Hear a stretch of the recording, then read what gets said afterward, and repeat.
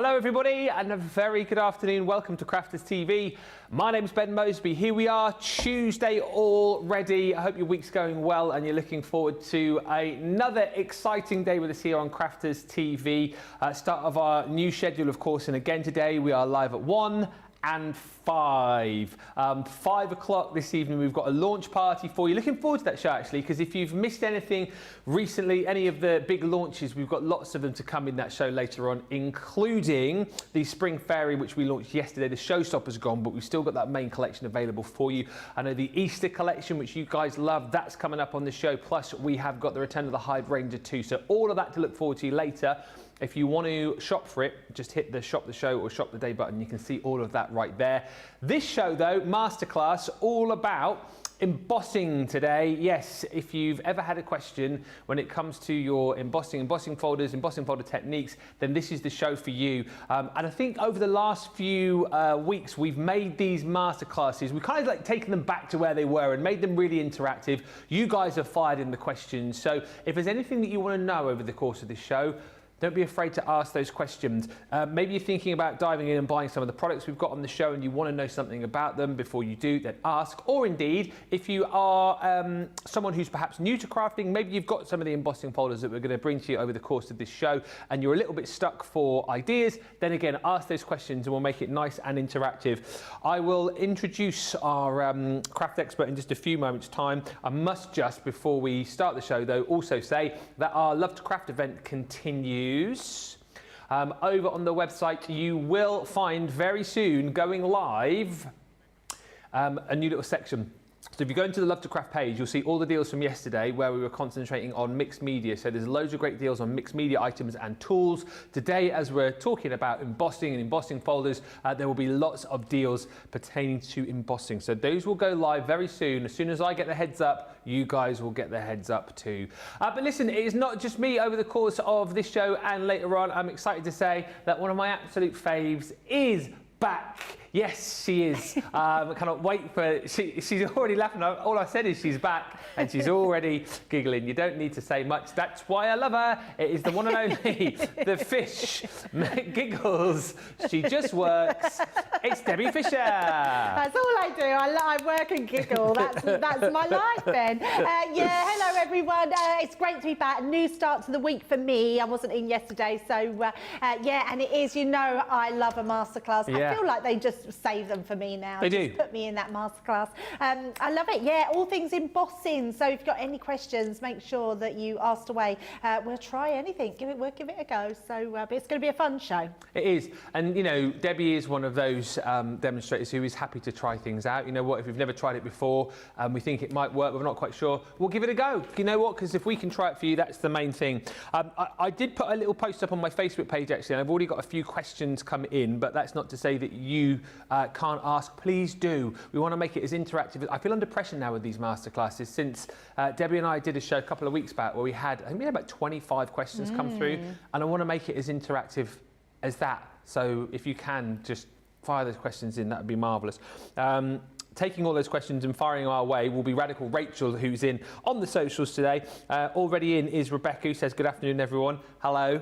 Also, hello to Adriana Farias, who says, I'm about to start the blender for my smoothie, then headed to work.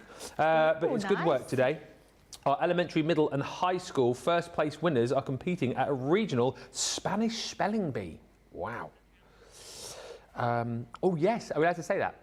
Oh, and I believe, Adriana, you are going to be joining us tomorrow on our Love to Craft show with Sarah. Now, I know you're all laughing and taking the mick. And you're going, oh, you keep saying that new schedule live at 1 and 5, apart from Wednesday this week, when we're not at all. No, we're not at all. Tomorrow, we are live at 11. Mucked up their own catchphrase. Tomorrow we're live at 11 till 1 for a very special show, which Sarah is going to be hosting. Debbie will be here, I'll be here. We're going to be joined by some very special guests as well, so we're looking forward to that. So we're live at 11 tomorrow. We're also live at 1. No, we're live at 3. We'll be finishing at 1 tomorrow. Live at 11, live at 3, and then again live at 6. So that's it, yeah. Tomorrow we're live at 11, 3 and 6, so don't get in a fix. But the rest of the days, live at 1 and 5. I don't make the rules. Laurie says good morning. Margaret Frazina says happy Tuesday from Montana. Happy Tuesday to you. Sarah Brown says I'm in such a crafty mess. I've been sorting my crafty stash and well, let's just say I'm needing to finish tomorrow, being as it's most of the day. Well, good luck with all that. Angela Newby says good morning Ben and Debbie from Murfreesboro, Tennessee. Hello and hi to Murfreesboro, Tennessee. That sounds warm to me. Sounds cold to me. What, Murfreesboro? Yes. This was relating back to the game that we were doing the other week where I was saying I can tell whether it's a hot or cold place just from the name. Murfreesboro, Tennessee. Tennessee sounds like it's warm. Carol Willis says good morning all from a frosty Ontario. Cold. Lynn Bledsoe says, well, I made it in on time today. Hello from Indiana. Hi also to Teresa, who says good morning. And Jane says, we love Ben and Debbie. They're like a naughty brother and sister. You know what? That is us. That is exactly us. We set each other off, don't we? I know I get a lot of the blame for that, but I would say a lot of the time when we're working together, it's that side that starts the trouble more than anything. And thank you, Susan Carter and Lois. I can see your questions come in. That means we've got 4 questions stocked up and piled, ready to go, which is great. So we'll do those very shortly. Just before we get into it all, I think you've got some cards you want to show us as well. Yeah, just a few different embossing ones that we've got. These are the Illustrator ones that we're going to start in the first demo when we get to them. Yeah. But I love these because they have got that sort of illustration purpose, which is almost like that outline that you can colour inside. Use your gilding wax on the outside, use your pens to go round them. I love this. One of my favourite things is that sort of just white look with the embossed detail in the back, and then having that panel in the front just looks amazing. I'm a big lover of colouring embossing folders with alcohol pens as well, but use your watercolours, going to give it a totally different look. That doesn't look like an embossing folder, looks like someone's painted that, which looks incredible. But then what about going round with an outlined pen and just getting all that detail in them? They're just absolutely beautiful. One more in there as well. So there's so many things with embossing, and I've just got a few things to show you, but if you have any ideas or anything that's in your head and you're thinking, or something you might have tried that doesn't work for you and you want any hints and tips, I'll do my best to answer them. Brilliant stuff, and the category is now live on the website as well. So the Love to Craft category today is all about embossing, because we're doing embossing folders so you can see all of the deals which we've added. And just as a by the by, all the deals that we had yesterday, they will all still be live. Basically, we're adding new deals every day. All of them will be there until 11:59 p.m. on Sunday, when it will all be reset. So you've got plenty of time to have a look in the shop. Hi, Sarah Brownie says, hello, Debbie and Ben, my flaming galahs, my favourite people. G'day, you flaming galah. Oh, you didn't do it this time? Oh, that's because you did it. I was literally just going to say, Ben, that's for me to say. Oh, you did it then. Hello, my flaming galah. Hi, Dawn Lavalley says, hi everyone, here in New Hampshire in USA. I love these shows and I'm new to crafting, getting supplies arriving soon. Well, that's amazing, Dawn. So let us know, A, what you've got, and B, if you've got any questions about embossing folders, we're looking at you. And Susan Kudelka Brundage, hopefully I said your name right, says, so pretty, the watercolour cards are awesome. What we'll do, I think Debbie's got like a demo which we're going to do first of all, and then we'll do a little bit of a Q&A section. So we'll stockpile these questions. Thank you. Keep them coming in, and then we'll do them all in a little section after. The embossing folders which Debbie was talking about just then, just showing you some cards from, was this set here, which is our illustrated embossing folders, which we launched at the back end of last year, actually. And they were very, very popular indeed. Really, really stunning designs on these. And as you know, Debbie's already kind of like touched on there. They are absolutely stunning, these, and they give you so much, I think, possibility if you're just using these as kind of like bases for your projects, you know, a sort of a beautiful subtle emboss on white, but also the opportunity that you've got, because you have got, you know, the raised emboss there almost allows you to take out your tricolours, takes out your, you know, your aqua pens, your tri-blends, all these different pens, and just have fun colouring these in. We were chatting actually when we launched these too, the fact that you have got that beautiful sort of of illustrated area there, I think makes it a lot easier for you to colour as well. If you are one of those people that perhaps struggles with confidence when it comes to colouring, these are going to make life a lot easier for you. The designs are all beautiful florals, so lots of your florals that you absolutely love. So the hydrangea you've got there, which of course will work very nicely with the collection that we launched just recently. This one is that beautiful pretty peony. Again, you can see big, bold illustrations there, allowing you to really get creative with these. This next one is your delightful butterfly.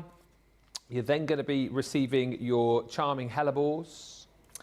The fifth is all about the foliage. This one's called your flourishing foliage or foliage. And last but by no means least is your garden roses. Cracking price as well, I think you'll agree, at just £15.20 if you're platinum, so that is a 20% saving. Then you're going to get your Club Inspired discount, so if you're a platinum member it's £15.20, $22.40. And always worth bearing in mind as well that if you haven't yet shopped with us, maybe you're a bit of a newer crafter like Dawn just mentioned, then join Club Inspire. It's free to do on the website. You're looking for that little logo there, click on that and you can join the club. We need your email address, your name, and you create a password and you're in, and then you can start saving with us as you spend. Oh, Susan said, wow, you said my name correct. I'm so impressed. Well, excellent news. I won't say your surname again in case I get it wrong the second time. I'll quit while I'm ahead. Thank you, Diane. Diana Prather, I've got your question. Thank you, Christina Sayer. I've got your question. That's 6 questions already. This is marvellous. And Stephen says, good afternoon, Ben and Debbie. My fairy showstopper that was ordered yesterday is arriving today. Fab news, and nice. hats off to our warehouse team that are shipping these deals out really, really quickly. All right, keep the questions coming.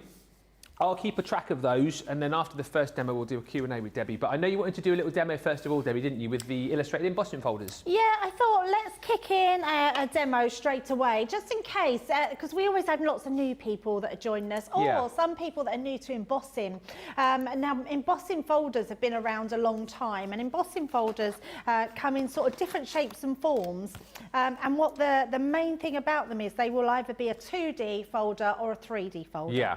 And all that means is different levels. So these are 2D embossing folders, and it means that they have that one level that goes up and down. But what these do, it's the line work in here. So you can see by the print, all this line work where you can see the purple is what's going to emboss.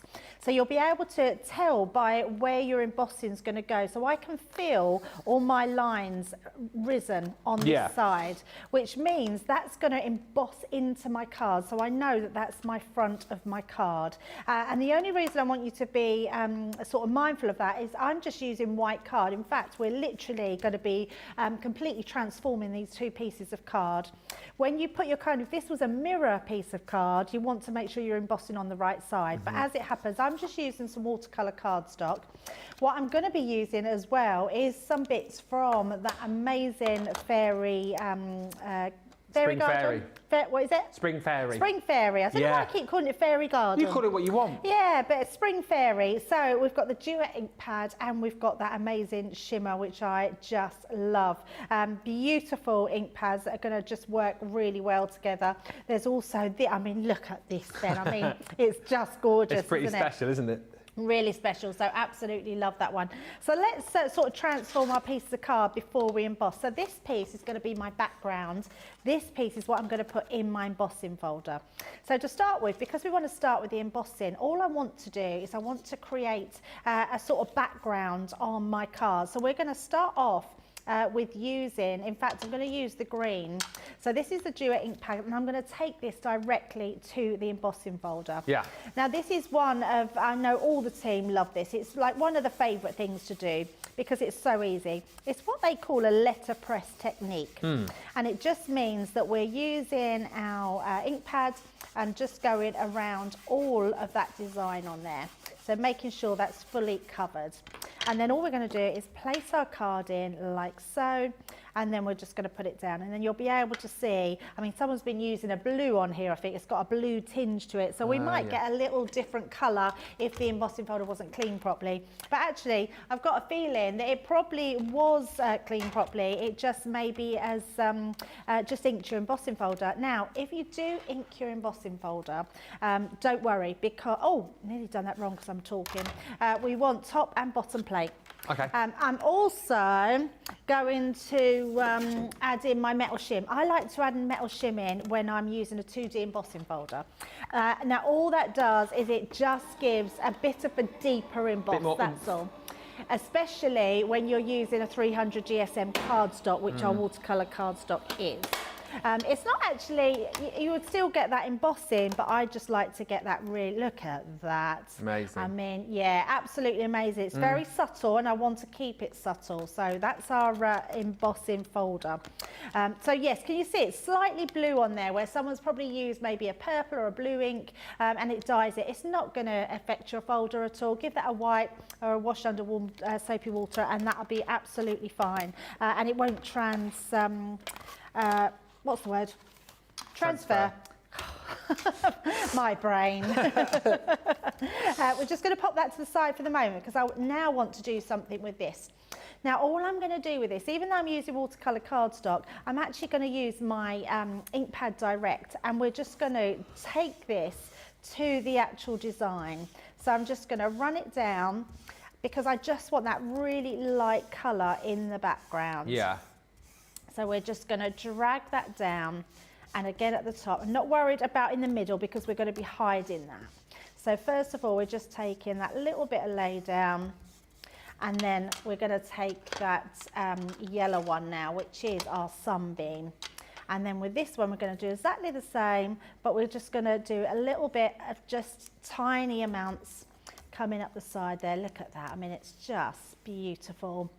To be able to get a page like this where you can see all of that in the background. And then the last thing we want to do, let me just pop the lid on that. We're just going to use our little spritzer here. Oh yeah. So what I am going to do is grab myself just a piece of card, pop that on there, and that will allow this to dry while we're then doing our embossing. So we're just going to spritz round the side of that one. Yeah. So good. So good. I love that. So we've now created our background, which is all shiny. So nice. Yep. So we'll pop that to the side. And then we'll bring our folder back in. Now there's lots of different ways you could be doing this. So the first one is we could be putting that down and then we could be picking that up and painting with it. So let's just grab a paintbrush and some water. And we're literally just going to take our paintbrush, take a little bit of kitchen towel just so you can blot it. And then we are just going to use it to paint directly in. Okay. Now, even though I've kept the white on there, I'm not too worried about it. I just wanted to show you how beautiful it is. And the fact that you can now paint with these amazing shimmers. I'm going to just pop my glasses on actually, Ben. I've remembered yes. Well done. Remembered. So let's just grab some of that and start to paint inside. Laurie's just said it looks like I need to put in an order, new ink sprays and more. Yeah, it's from the Spring Fairy. It's still available. You can get the full collection. It's the Showstopper that's sold out, but you can get every single element from that collection, or you can cherry pick. Yeah, absolutely, because there's 2 new shimmer sprays. You've got a huge pot of glitter. Well, everything is new in there aside from your gilding flakes. You've got rose gold gilding flakes, but it's nice to top up. But everything else is new in there. I love the chunky glitter paste that you've got in there, the wildflowers, and then you've got that. What's the normal glitter paste called? Fairy dress. Is that what the name is? Yeah, fairy dress. Oh, that's nice. And then you've got the sunshine drop pearls, haven't you? There's loads. Have a look on the website. It's all there, and then pick and choose. You've also got a new tricolour brush pen, a new tricolour aqua as well, plus a shimmer ink pad and the well, you've just seen that one actually, and the the huge tub. Is it 50 mil? I want to say 50 mil. 50 mil of glitter. Yeah, it's just a small tub which will probably last you till 2055. It wouldn't me, I'd be using it all the time. It's They're a lovely all colour, lovely actually. colours. I really love this set. I feel like they've really nailed it in complementing each other. The Spring Fairy? Yeah. Yeah. So nice, isn't it? It's like when we were chatting yesterday, because you get so many elements there, but it's nice that we've just put all of the colours that will work together.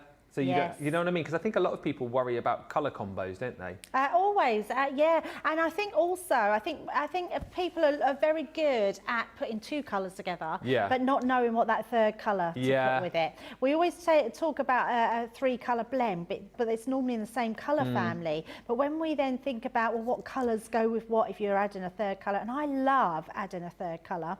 One of my favourite things is to add black into two colours. I think it just always looks really nice. So it doesn't matter, so if you're going for a red and white, adding a black in just gives it that really amazing contrast, and you can do that with any colours really, which are just going to look amazing. And it's also nice, isn't it, that we've popped in so many different sort of crafty materials again, which will work really nicely together. Go back and watch the shows with Leanne yesterday. The key thing with it was just making sure that you sort of dry in between each layer, wasn't it? That was the main thing that we sort of learned. Yes, and having the confidence to have a bit of a play. Yes, definitely. Sandra just saying the Wildflower chunky glitter paste is beautiful, even better than you can see on TV. It absolutely is. So nice, isn't it? Yeah, it's all lovely, and it's just, and what's even more lovely about it is that it works really well together. Yeah. So that green, it just works. So nice. It just works. It absolutely works. Like a wise lady once said, it just works. Just works. So we're going to put that green in there. So a little bit of green. These embossing folders are great, aren't they? I said at the top of the show, for people perhaps who worry about colouring, the fact that you've got the raised lines does make it a lot easier to be precise, doesn't it? Yeah, totally. And really nice lines to follow. Yeah. And you can see I kept that really, really simple. So the other things you can do is we can then start adding, if we wanted to, the different pink tones in there. So I'm going to bring in the glitter, because another way that we can do this is to bring in our, let me just find it, our little glue bottle. So you've got your glitter glue in here if you wanted it. So this one is your liquid glue. Yeah. So it's great for your gilding waxes, but it's also really good. You've got this small intricate nozzle there. So if you want to then add in little pieces, you just have to be really careful. Just give that a little dab here and there. We're just going to do it very subtly. So we're going to add some of that pink into our butterflies. And because it's quite a strong glue, it doesn't need a lot, so it's literally a case of just adding those little dots in, and that's going to give us some real contrast. So just pop those like that, and then we can pop that in. The other thing I thought we'd do as well is let's bring in some of our red liner tape. All right. So what we're going to do is just pop that around the edges. So red liner tape is a brilliant medium for your gilding wax, gilding flakes, sorry, yes. Yeah. So we're literally just going to pop that down the sides, and that's just going to give us a really nice border contrast. So like so. Let's just pop these on. Now what I do want to do is to make sure that I should have done this first because I put the glue on. I just realised that afterwards, so that's why I thought we'll do this now and then it'll be fine. We're going to put, don't worry, we're going to put the glitter on before we do the gilding flakes, but I thought this is a really nice way to show how the gilding flakes will work around the edges. So pop that round, again, just making sure you burnish that down. Trim that one. And I'm just going sort of corner to corner. You could overlap them if you want, which would probably be better, and then you wouldn't get a gap. So you can literally just take that piece. Well, I'm going to need to do that in a second because we want to burnish down properly. What I could have done with doing is drying it a little bit more, but I'm not going to worry about it too much. It'll be fine, like so. And then our last one there. So let me just get my pokey tool to take that off. Is that just that's the 3mm width as well, is it, that you're using? Yes. Yeah. Yeah, this one's the 3mm. And then we have the 6 and the 12. So last one just onto there. Like so. I'll take that off in a second. So I wanted to get that put on first, and then once that's on, now we're going to just do our glitter, and then we'll do our gilding flakes. I wanted to show you how all those different things can come into play. So let's just place that over the top, and then all we're going to do is literally look at the colour of that. It's so lovely, isn't it? Yeah, it's really lovely. I love the fact you get the little the little dispenser holes in there as well. Yeah, makes it easy to lay down, doesn't it? And the reason I'm putting loads on is because I'm covering, because I've done my glue. So this is what this glue is great for, Ben. It stays in a circular. So it means it's raised. Yeah. So it will add like, it will be like little dewdrops. So if I take them off, look, can you see? Oh, cool. So it's so cool. And then you've got like that height on there as well. So with them, they just look amazing. In fact, it looks like you've got actual beads on there. It does. So then once we've got that one, we can then still take our top off. That comes literally the top screws off. Yeah, it's a family show today, isn't it? We don't want no tops coming off. No comment from me. Then we're going to take this one away. So we're just going to, let me get my poker tool again, and then we can just... That's so clever with the glue. Away. Yeah, no, people forget that you can use your glue in that way. Yeah. Because we normally use it just for gilding flakes. Yeah, yeah. But actually, it's a really lovely medium because it's proper chunky, as our Debbie Robinson would say. It's a proper chunky glue. Oh, is the Gilding Flakes glue the best glue to use? Nicola's asking. So I think for that, yes. I mean, there is a, what's the word? There is a glitter glue in the collection. But I think this glue is nice for doing this. And then you get a completely different, because the glitter glue we've got is a very light glitter glue that's in there. Yeah. So by doing it this way, you can use the glitter and make your own little gems. Could you use the glossy highlights again to do that? Yeah. Yeah. Yes, you can, because they will stay, although glossy highlights can, they're also a little bit self-leveling. Oh, okay. So they will go flatter. It does work, but not as well. Okay. Not as well as your glue.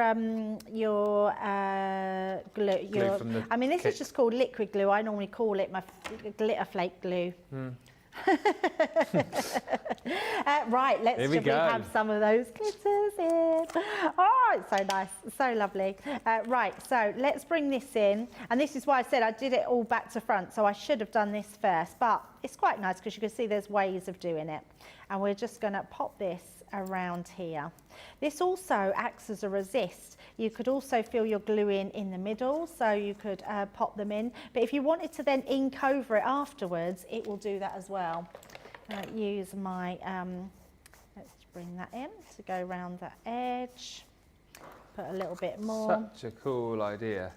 It's almost like giving it like an extra matte and layer, isn't it? That sort of effect, I think. Like a fake matte Yeah, layer. definitely. But what will happen if I'm not careful, it will grab hold of those glue spots. Okay. Like that one there. But not that it matters, because it'll just make them look a bit shiny. So yeah, just popping that along there. I love flakes. Got the heater on, it's blowing a little bit. Blowing a goolie.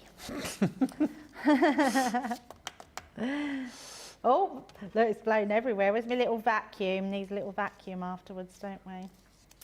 Get the rock out. Get the rock. I know. Oh, yeah, yes, sorry. apparently, He drew yeah, an eyebrow on him, apparently didn't so. Although I wasn't quite sure if it did look like the rock. he? He'll always be Vernon to me.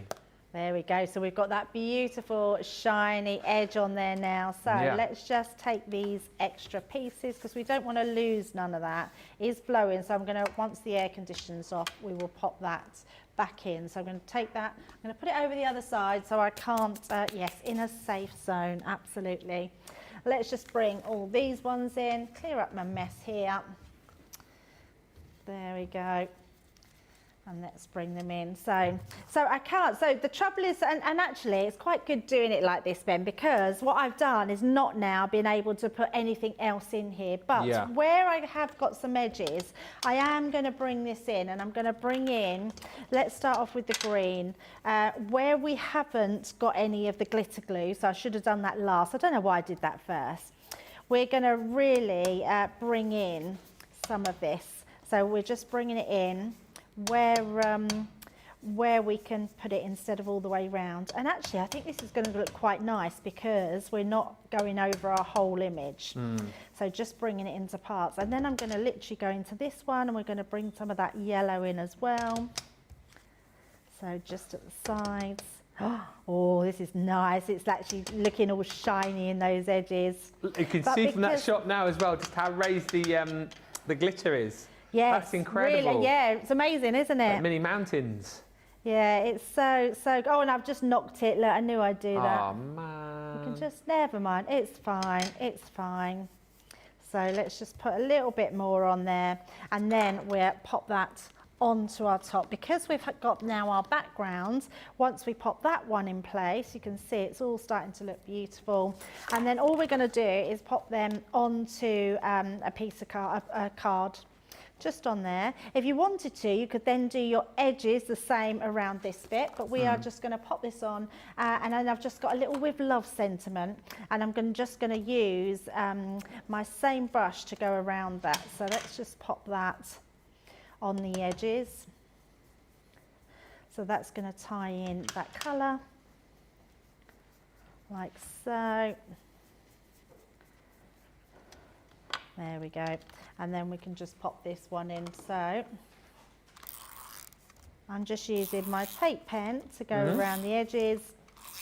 You can use a wet glue if you'd like to. And then we're going to do the same with this piece, only I'm going to use tacky glue because I can't put tape on it because it's not dry properly. Right. So, but that's good because we've got wet glue, so we're going to place that just around. And I'm literally just going to wipe that just so it doesn't have too much splodging out the side. No one wants splodge, do they? They don't want the splodge. And then we're going to pop that right in the centre. Ready. And we're keeping it really quite simple, but bringing in that amazing fairy, not fairy garden, spring fairy embossing, spring fairy, all the mediums in there. Yeah. And then we're just going to use this one, and all I'm going to do is take some foam pads and pop them into place. Oh, getting in a right mess here, Ben. One there and another one.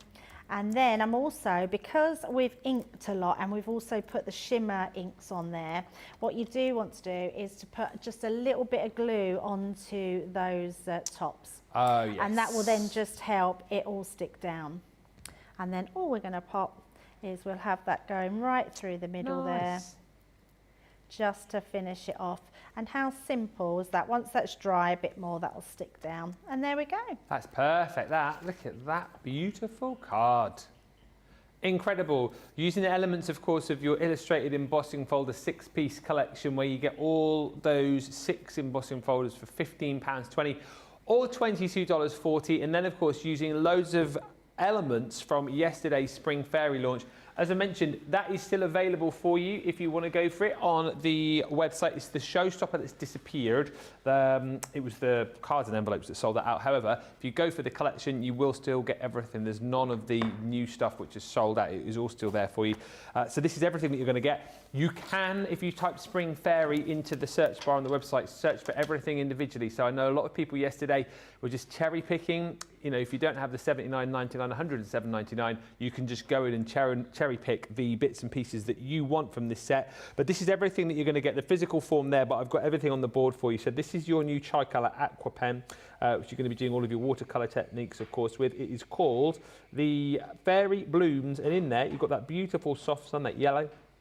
Then you've got this warm blush, and you've also got your magical green. So 3 colours which are just going to work beautifully together, but then also work fantastically with all the other colours of the other mediums that you've got within this collection. As you can see just here, for example, you've got that beautiful glitter paste that we were talking about. That's that fairy dress. Look, all mixes and matches up wonderfully. And then the shimmer spray, which is your dancing green, again, works so nicely with the colours that you've got in your Tricolour Aqua Pen. Then you've got the metallic paint marker, again, so rose gold, so you're going to find that's going to take to so many different materials. Your Tricolour brush pen, so we move into like the alcohol marker side of things, but again, this is 1 pen, 3 colours, and again, you've got that sun glow, beautiful orange there, that soft orange, and then the floral radiance. The pen itself is called the Foxglove Sun Glow, and again, look, see how the colours all work so perfectly together, all these different mediums, which will just play so nicely together. That one there is the shimmer ink pad that you're getting, your champagne shimmer, which is called Sunbeam.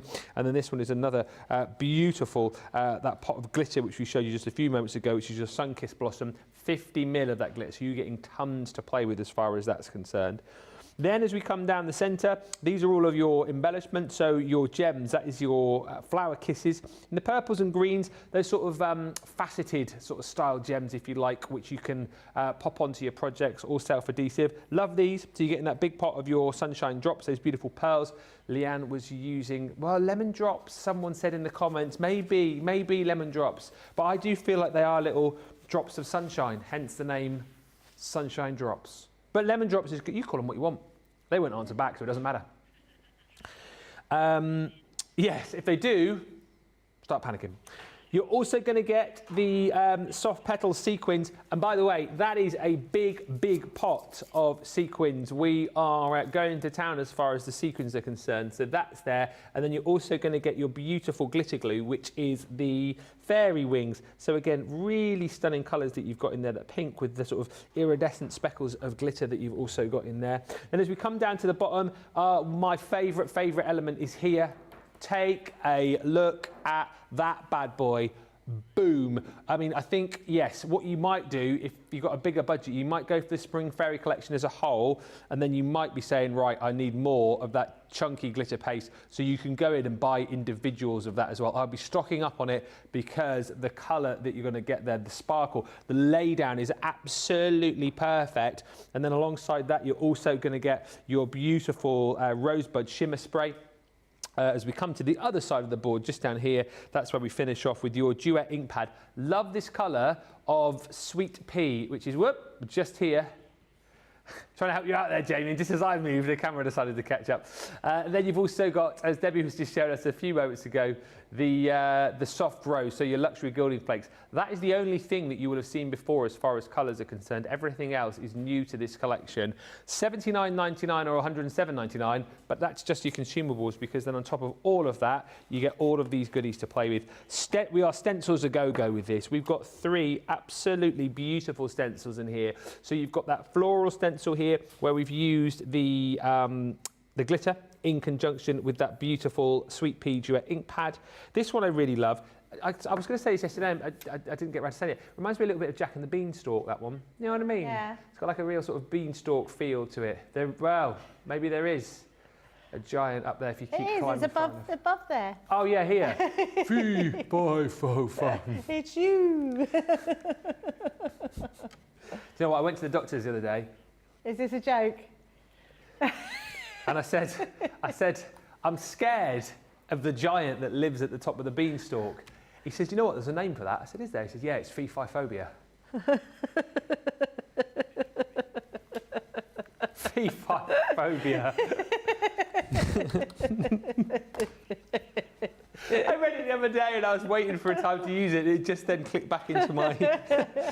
Well, I'm laughing. Fee-fi-phobia.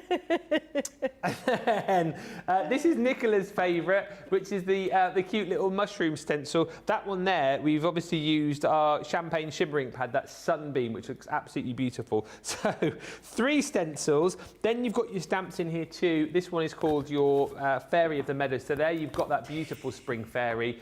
There was a lovely demo from Leanne again yesterday where she was using lots of the different elements here, including these sort of silhouette like reeds and almost like a little spring meadow there, isn't it? And I love that script that you've got there. I'm a bit of a sucker for that sort of old-fashioned font. I think it works really beautifully when like you're creating your own background.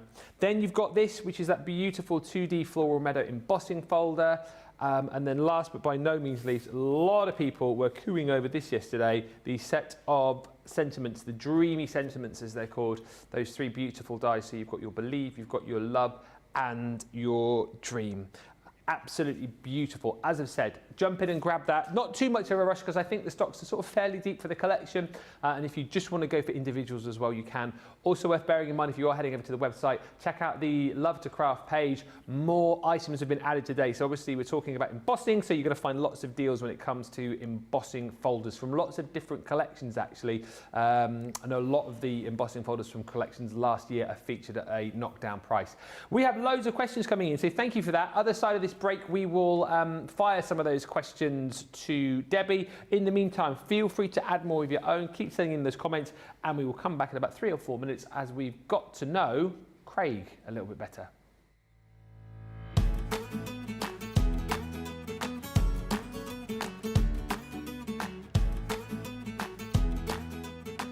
My name's Craig Laird. I work at Crafters Companion. I am a craft expert where I get to play with lots of crafty goodies from Crafters Companion, and hopefully we're here to inspire you with lots of crafty things that you can do. So my crafting journey, that started many years ago, actually just over 20 years ago. I actually came across crafting on UK Shopping TV. I was unwell at the time, and I was just channel surfing, just having a look to see what was on TV, and then I came across who has now become my friend, Dawn Bibby, and I thought, oh, quite like that bit of crafting that she's doing. I purchased some crafty goodies, and before you know it, here I am, all these years later, doing what I'm doing with Crafters Companion. So believe it or not, none of my family or friends are actually very creative. So the creative side in me has actually just progressed naturally. As I have progressed, I've become really good friends with many craft experts out there in the industry, and they're the ones that inspire me. Then coming to Crafters Companion, Crafters TV, and interacting with all the crafters at home, seeing what they make. I am a huge advocate for social media because you get to see lots of things that everyone makes at home, and that does inspire me as well. Many years ago, before I started here at Crafters Companion, believe it or not, I didn't have a lot of confidence. I didn't go out a lot, I didn't do much. Now, with Crafters Companion and Crafters TV, it's given me so much confidence, self-belief. My biggest crafting success, I'm going to have to pick two. One of them is appearing on HSN America. I was really lucky a couple of years ago to actually go to Florida with Sarah to see how it all works behind the scenes. An incredible juggernaut that the shopping TV is at HSN. That for me is an incredible proud moment. I will never ever forget when all of you incredible crafters at home voted enough for me to be in the running of the 2021 Male Craft Personality of the Year. Was such a humbling feeling. I was so proud. I was so grateful. Our Crafters TV audience are absolutely incredible. For me personally, it is personal interaction. I've never had the best of health. I've always been open about that with our viewers, and the support that I get. So many people are in the same situation as me health-wise, but if you just want that interaction, you just want to have that chat away about anything random in life, onto social media, onto Crafters TV, you know that you're going to get that support, you're going to get that understanding when it comes to the crafters at home.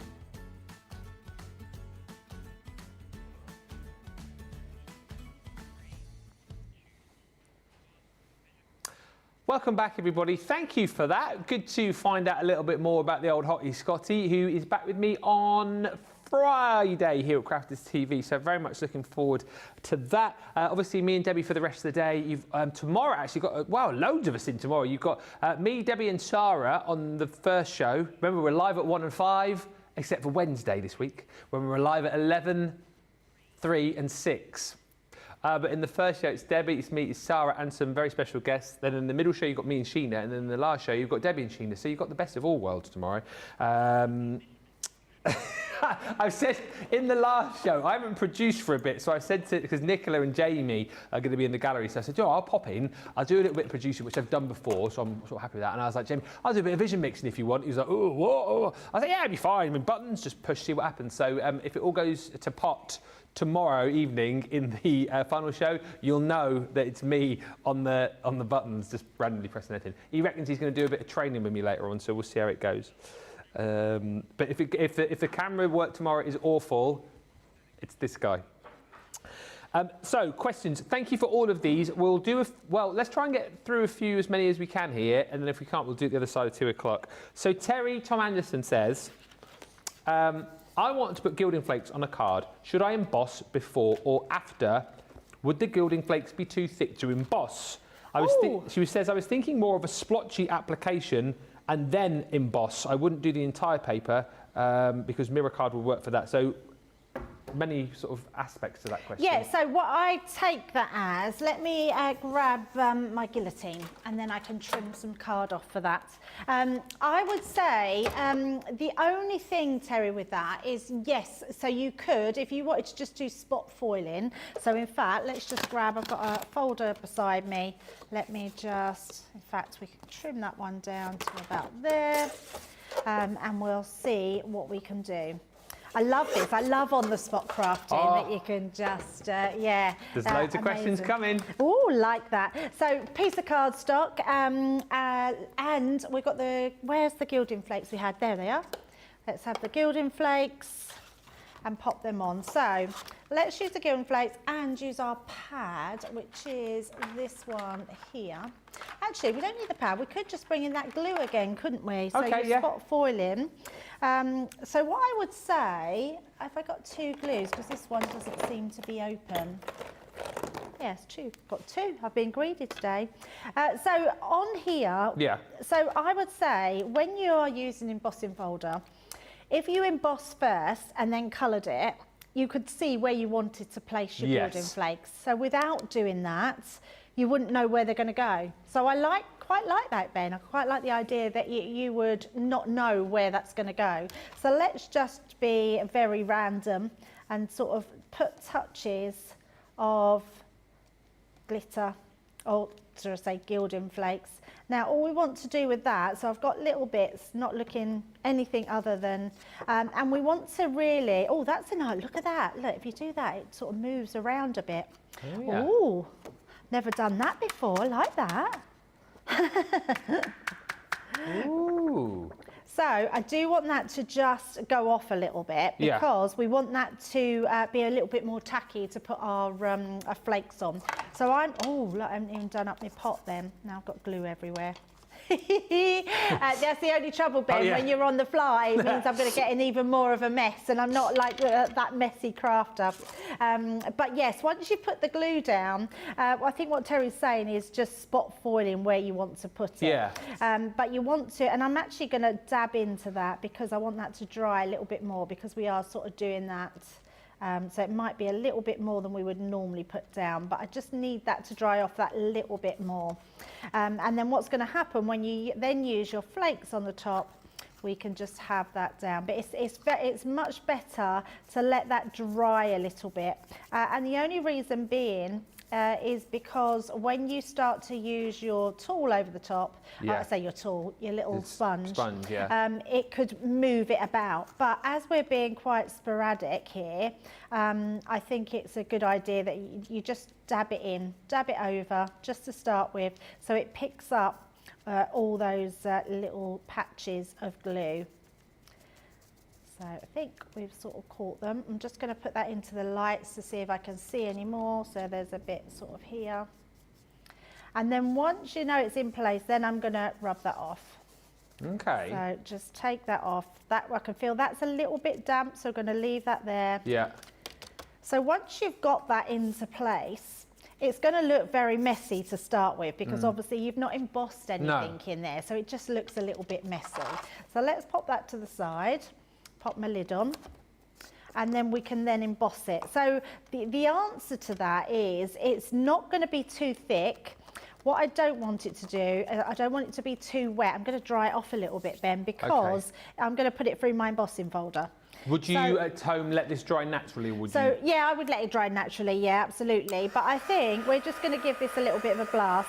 Most of it has been covered with the gilding flakes, so it'll be fine. And the only thing you might risk when you're doing it like this is that it'll still be a bit tacky. I can feel now it's not that sticky now, which is good. But what I am going to do is go back over this then with my sponge.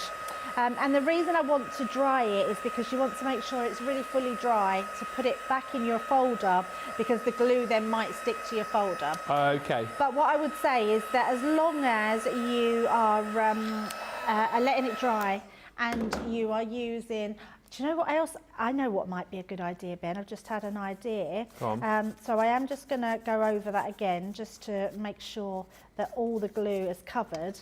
I actually think your little Your anti-static bag. I think if you was to just tap that over the top. See, I'm teaching myself things here, guys, because that will then stop any glue then sticking to your embossing folder. Gotcha. So what we're going to do is pop that in like so. And in answer to your question, Terry, no, it's not too thick to emboss because it's only a thin layer that we've put down. Now, what I do like to do is to pop my, you want your top cutting plate and your bottom cutting plates, your two cutting plates. I like to also put in my metal shim. Now this will also work, Ben, if you've got a cut and emboss folder. Okay. So if you've got a cut and emboss folder, I also like to put in my metal shim as well. So a lot of the time we say with a cut and emboss folder, just to use your top and bottom plates. But if you put in your metal shim with it, it gives it that extra pressure and you get a better emboss and the cut's really good then. And is that the same with a 3D embossing folder? What would you take? So no, with a 3D embossing folder, so just because we haven't covered that and it is an embossing masterclass, your 3D embossing folder is a slightly different platform. So you take these two platforms, which is your plastic shim and your magnetic, and then your top plate. You don't ever need your metal shim in there as well. That's all you need for your 3D embossing. Okay. Yeah, so there are different, but refer to the user manual because it will show you in there. So we've got that, so we can see I've put far too much to what we need on there, but let's bring in our ink pad and just go over the top of that because that's going to then really show that beautiful design going through. Okay, I quite like this. But what's going to happen is because of where we've placed it, this is why I wanted to show it, because I would say I would have put this on afterwards. I think putting it on before, you don't know where it's going to go. No. And it could just look that little bit messy. But if you like, and this probably isn't the best embossing folder to show, it probably be better if we showed a bigger image.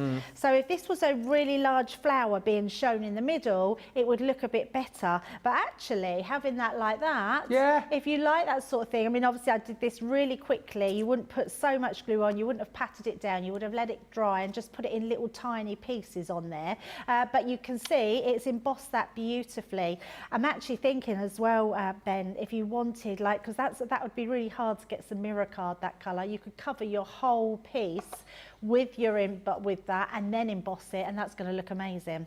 So so I would say give it a try and see what works best for you, whether to do it first or last. Thank you, Terry. And Pax has said, oh, good question, and I've just learned a new technique. I know there's one question which come in which I think you can probably verbalise. We can't really show you because we haven't got cut and emboss folders on the show, but Colin just says, can you show some of the new cut and emboss dies and to show how to get the best embossing from those? So is there anything different that we need to do if we're using like a cut and emboss folder as opposed to an embossing folder? So that's pretty much what I just said, which is, very good. Because, so what I would say to that is to use your top and bottom cutting plates and add in your metal shim. Definitely add in your metal shim, and that will give you a much better emboss, and then it'll make your cut through amazingly. So yeah. Okay. More questions. Right, here we go. Well, we've just shown this. So Susan was asking, could you please go over the sandwich for 3D embossing folders? So we've just seen that. Oh, lovely. Marvellous. Lois says, I have a question. I embossed mirror card and the paper didn't play nice. It cracked around the flower. Should I not use mirror card when embossing? So is it a case of not using it, or is it a case of like sort of manipulating your sandwich a little bit? So with that? so that sounds like you've put too many shims in. Right. Mirror card is a tough cookie. It's a good one to emboss. So when you emboss it, it just works really well. So if you've got extra shim in, you might have quite a good pressure in your machine. And if that's the case, and it's only a 2D embossing folder and you're embossing and it's still cracking, what I would say is on the underside of your mirror card stock, give it a spritz with some water. Just a spritz. You don't want to soak it. That will loosen the fibres of your card, and that will help stop the cracking. And if not, if you're putting an extra shim in, so if you're doing what I just said and you're using your top and bottom cutting plate and your metal shim, take away your metal shim. Okay. You don't need that at all with mirror card. And sort of following up from that, Christina Sayer, thank you for your question, Christina, says, Debbie, can I ask, is there a GSM that embossing works best with? Yeah, so for me, definitely a thicker cardstock. So Right. I would say 300 GSM, 250 and above, I would say is a really good weight. Anything below, it will start to wrinkle because it's too light. You can get away. I mean, I would say 180, that's sort of quite low in weight. You want to go up a little bit. So, and I think, yeah, the thicker your cardstock, because if you think about it, Ben, when you've got a thicker cardstock, it's like adding in another shim. Yeah, oh yeah, so it gives you a deeper emboss. So that's how you want to look at it. The thicker the cardstock, the better the emboss is going to be, because you're putting more pressure in your machine. So when it goes down, it's going to give you a really good emboss. But spritzing your cardstock actually for anything normally helps loosen the fibres of your card and gives you a good emboss as well. Dawn, I think it was Dawn. No, it wasn't at all. It was Samantha. Says, question about embossing folders. What is the best way to clean them if you use inks on them? Ah, brilliant. Yeah, so I would say warm soapy water, but actually all I ever do, Ben, we have recyclable wipes in the studio, which is what they called biodegradable. Biodegradable, So yeah. we just use biodegradable wipes, which clean them beautifully. But if I was at home, I just rinse them under the sink. Oh, okay. Yeah, just use a bit of soapy water and they will clean off lovely. And if they do, and going back to this morning as well, going back to earlier, not this morning, going back to this morning, Ben, if you can't get your stain off, so if you've used a really strong pigmented ink pad that's going to stain your folder, as long as you've cleaned it, that won't transfer onto something else, so that'll be perfect. We have got a question which involves, well, it's about how to mask off the centre part of a folder, which I'll ask in a second. Diana's asked, though, a question about acetates, which is not specifically to do with the show, but that's fine. Just saying, what is the difference between the different acetates? Ah, brilliant question. So we do two different types of acetate. So one is our construction acetate, and that's really thick. So that's really good for all sorts of things, really, but construction. So it's got a good weight on it. Then we do a heat-proof acetate as well, which is absolutely perfect for shaker cards if you don't want to put too much weight into your shaker card, if you want to use it just on your card fronts. So yeah, that's the difference. And your heat-proof one as well, you can actually stamp onto and heat emboss because it's heat proof, which is really good. So both have their own sort of good weight. Now if you're talking embossing acetate, Ben, you want to go for your heat resist one because it's thinner, so it embosses better. If you're going for your normal acetate and embossing, what I would say is you'd need probably an extra shim and maybe put it through a couple of times. Okay. Because what will happen, you'll emboss it, but because of the strength of the acetate, you need to really put some sort of welly down onto it. So putting it through your Gemini will work, but you might need to do it a couple of times and add in your metal shim with that one as well. And well, it's two more questions actually. Nanny to the girl says, Debbie, could you show how to mask off the centre/main part of a folder and stamp colour the rest before putting through the Gemini? So, yeah, so the way I see that question, there's sort of two ways. So this, let's say if we was to take an embossing folder, let me get a piece of card so you can actually see it. There we go. If you was to emboss that, what you would need to do is trim that pattern out of your cardstock, okay? So you'd have to actually cut it out, and I would cut it out of your copy paper, printer paper, and then mask it back over, and then do your letterpress technique. So you'd actually be masking it. Yeah. Now, if you've got a folder like this one here, which comes with your die and your embossing, so let's just change those out. So this one comes with your embossing. You could take this, Ben, cut this out of your printer paper or copy paper, mask that back over the top, so put it inside, then do your letterpress, put it down on the top, so you put your ink on the front of the cover, pop that down, that will mask all these elements but only colour your background in. But to be honest, if you did that anyway, it would bring the whiteness up in it. So masking off, I would say the only way to do that with an embossing folder is to emboss it, cut it out, and then put it back in to mask it off. That's how I'm looking at it. I hope I've got that answered that correctly. We've got more questions coming in, but I tell you what, we'll do some more the other side of 2 o'clock because this is brilliant. This is exactly what we wanted for this show. Masterclass, getting those questions in, because that's what they're here for, to show you so many hints, tips and techniques with, you know, whatever it might be. So today, embossing folders, but also for you to ask the questions. So Kathy Green, thank you to you. Dawn Lavalley, thank you to you. I will pop your questions to Debbie over the course of the next hour, so stand by for those. And anyone else who wants to ask any questions when it comes to embossing, or indeed just, I mean, we're focusing on embossing folders, but if you have another crafty question which you need to get answered, feel free to fire it in and we will, of course, answer that for you. Get those questions in, because like we say, there's no such thing as a silly question. If it's going to help you, we would love to answer it here on Masterclass. If you've just joined us, hello, welcome. My name's Ben Moseby. You're watching Crafters TV, our new schedule where we are live at 1 and 5, except for tomorrow, where we're live at 11, 3 and 6. And then it's back.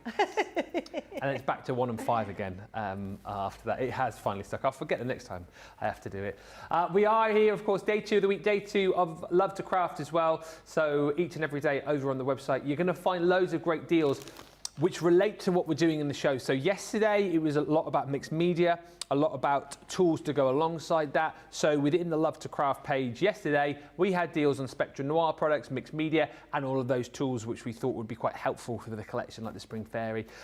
Today, we're obviously focusing on embossing and embossing folders. So there's a new subsection on the Love to Craft page, which is all about embossing folders. So check it out. Loads of great discounts on some of your favorite embossing folders, up to 50% off today. And the brilliant thing is, as we go through the week and we start doing more of these shows, you'll see more of these subsections appearing, which will relate to what we're doing on Crafters TV. So by the end of the week, you'll have a whole sort of treasure trove of goodies which you can pick from. But do make sure you shop before the end of play on Sunday. 11:59 Sunday is your last chance to pick up all of those deals within Love to Craft. As I say, today is all about Masterclass. A little bit later on, we've got Launch Party, where we're going to be seeing more of the Spring Fairy collection, that Easter collection, which we launched recently, and of course the Hydrangea collection, which I know you're absolutely loving, will feature, and you can pick up all of those deals right now as well.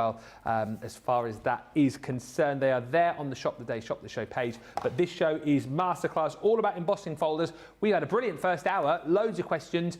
We'll do some more questions with Debbie very shortly. As I said, Kathy Green, I've got yours. Dawn Lavalley, I've got yours. Anyone else want to fire in a question, then feel free to. I know I'm going to look through an embossing mystery bag, but what else are you going to be showing us this hour, Debbie? You've got, oh, those are the dies and embossing folders, aren't they? Yeah, I love these. They are some of my favourite things now. I love the fact that we're bringing out embossing folders that you can do all those techniques that you can think of with your embossing folders, but we've now brought out the dies to go with them as well, so they can both be used on their own or together. They look amazing, and I absolutely adore them.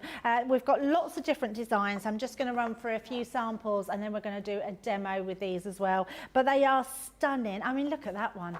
I mean, wow, how incredibly gorgeous is that? Just beautiful, absolutely gorgeous. Lots of different designs. Love this nautical one. That's another great one. And this one is going to go perfect with your wildflower collection, which I absolutely love. But can you see, if I just move that forward, you've got that embossing folder exactly the same in the background. Then you've got your die that layers on so top. Clever. So clever. I love them. And if you haven't tried these yet, you need to try these because they're absolutely gorgeous. So we'll get on to a demo in just a little bit.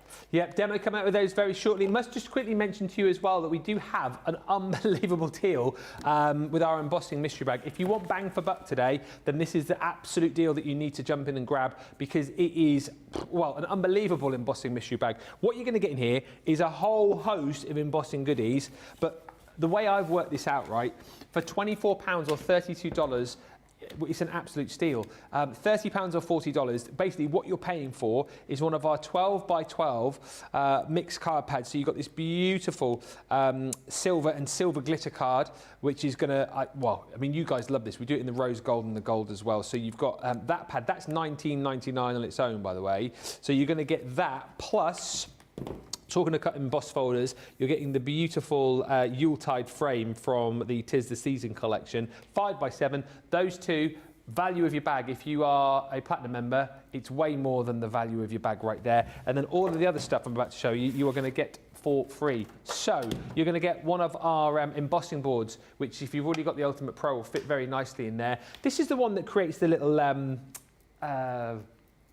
bags, isn't it? There's like a little, there's a little popcorn isn't It's it? a popcorn holder. It's a sweet treats board, this one. Sweet treats. So it is your popcorn holder, and I don't you can't know. It's like a little. What they call it.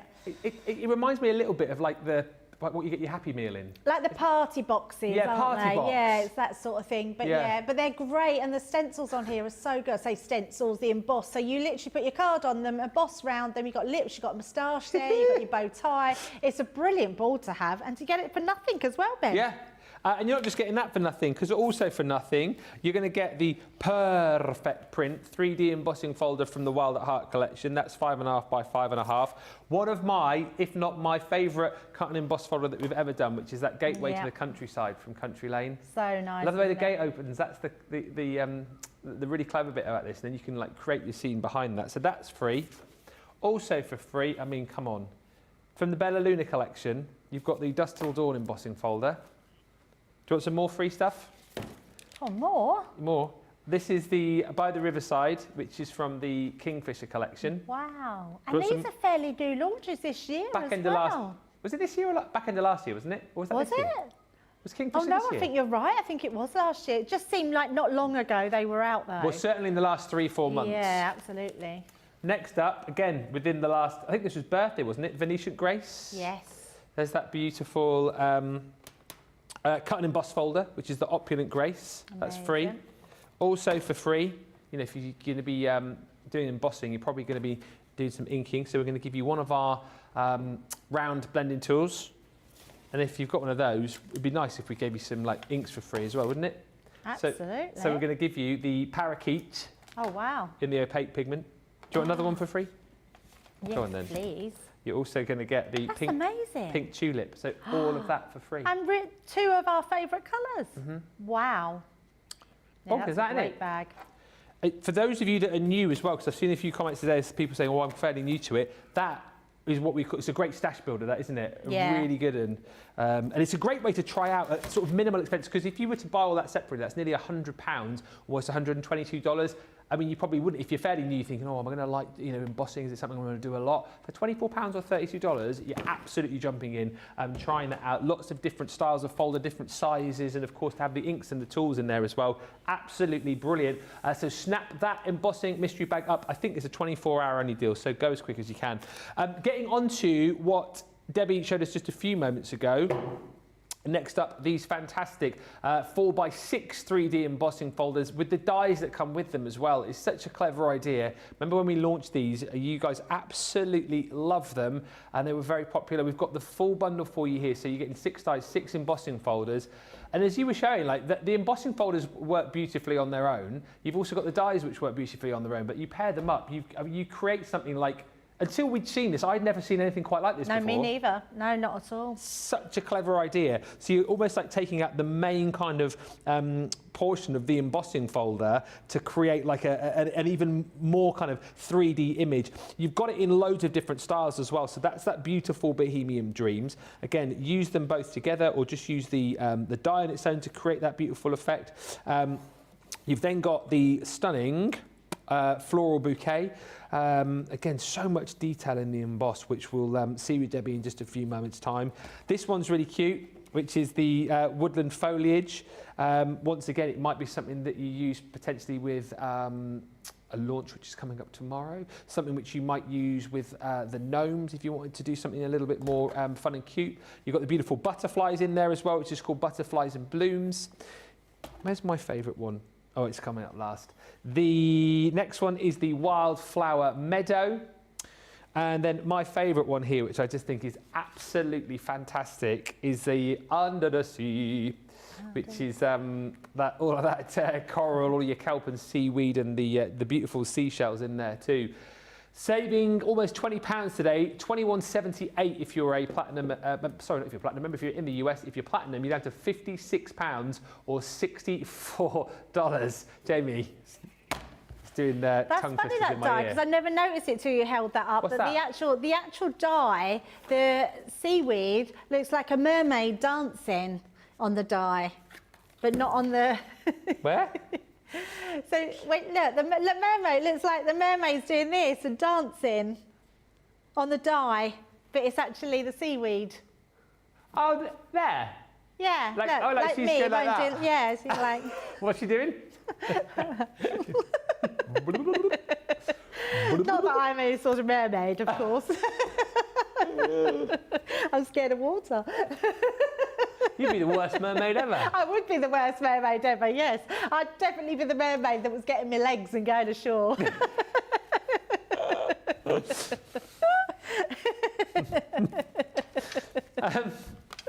What's she like?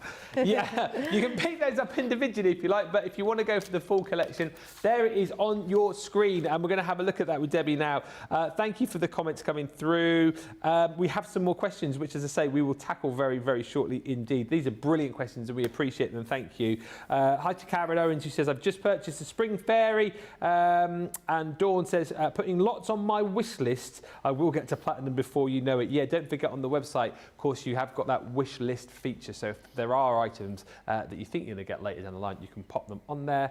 And I think we're all good. The questions we will come round to in just a little while. Zoe Carver says that bag is amazing. Yes, it is. Snap it up. But let's get over to Debbie to have a look at the 4x6 3D embossing folders. Which of the folders and die are you going to use? So the floral bouquet. Okay. Yeah, love this one. But we're not actually going to use the folder. I'm just going to show you how, yes, the embossing folder, we are using the folder, by the way, but we're not going to use it as it's intended. We're actually just going to concentrate on the die. Now, what I've got is a piece of watercolor cardstock. You could use our normal stamping card, but or our multi-purpose card, or just card as it's called now. But I'm going to use this one. So the first thing I want to do is cut out the die. So I'm literally just going to take my platform that you would for any thin metal die and cut out that main die to start with. Now, this is just, these are amazing because not only have you got that die to cut them out, and do you know what, Ben, for years and years we have been snipping into our folders and cutting pieces out. How has it took till now to get these dies that you can actually cut that main design out from? So I'm just going to take this out, and then just doesn't want to come out. Let me just take a little bit of that. There we go. And take that die out. So you've got your beautiful die. Yeah. Now, I've cut that again out in black, so but that is just going to, so you can see there, just cut that one out. And that's going to act as a shadow for my card. But let's concentrate on this die because, so your embossing folder is your regular embossing folder. It's actually a 3D embossing folder. And I can tell when you run your hands over an embossing folder, one side you can feel it, but you can feel the ridges. On this side, I can feel it's all bumpy, which means it's risen. So it's all raised from my design. So I know that is the piece that's going to push up into my card to emboss it. So I know that this is the front piece of my card. So what we're going to do is take that die cut out. Now you could just put a piece of card in there, emboss it like a normal embossing folder, but we're going to actually take this. Now what I would say is take your die cut, could think of the word then, and place it inside. And you want to, in fact, I'm going to put a piece of black card there and you'll be able to see what I'm doing there. And I can see what I'm doing as well. It means that I can put that exactly where that is. Can you see? So it just slots back into place almost? Yes, so you can just literally, so I can see that needs to go up a bit higher, come back a bit lower on there. So it's a case that just finding your place. Doesn't even have to be perfect, Ben, because you're even if it's got a little ridge, it's just going to look amazing. But I can see there that's gone all into place. I'm going to hold that shut so it doesn't move. So you can see that's gone in there absolutely perfect. Yeah. And then we're going to run that through. Now, because it's a 3D embossing folder, so anyone wants to see that, we've got our plastic shim, our magnetic shim. Then you're going to put your card on the top, and then you're just going to put your top plate on top there and run that through. Now, if you did want to, you could put another shim. I would say instead of putting your metal shim, you could put another card shim in there. That gives you another little bit of a deeper emboss, but it really doesn't need it. So we'll take that one out. And then what we've got a piece of cardstock that's been completely transformed. I mean, look at the level of embossing in there. It is amazing, totally amazing.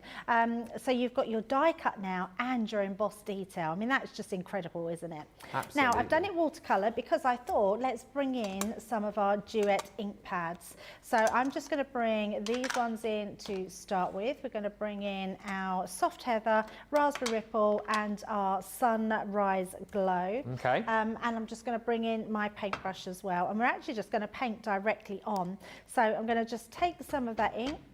We're going to dab that onto our glass mat. And then we're going to use that to paint our flower.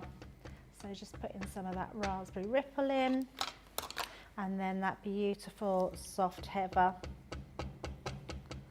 Just making sure, you can always put more down afterwards if you need some more. And it's just a case of picking that up, so I know that my yellow I'm going to do in the centre. And we're going to do a little bit at the top here, because we've got a bud, and then a piece in that centre.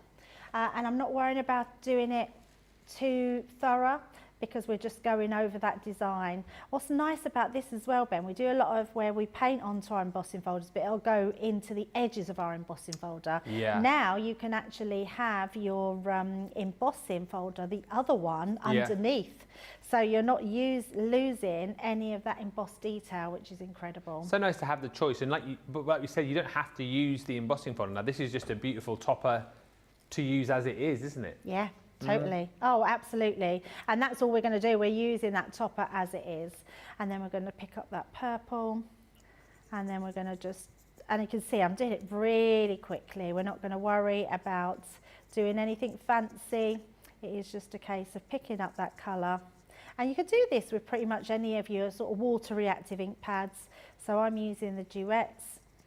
But you can use your, well, you could use your pigments as well, but you could also use your water reactives, will be perfect. You could use your aquas, which are going to look amazing.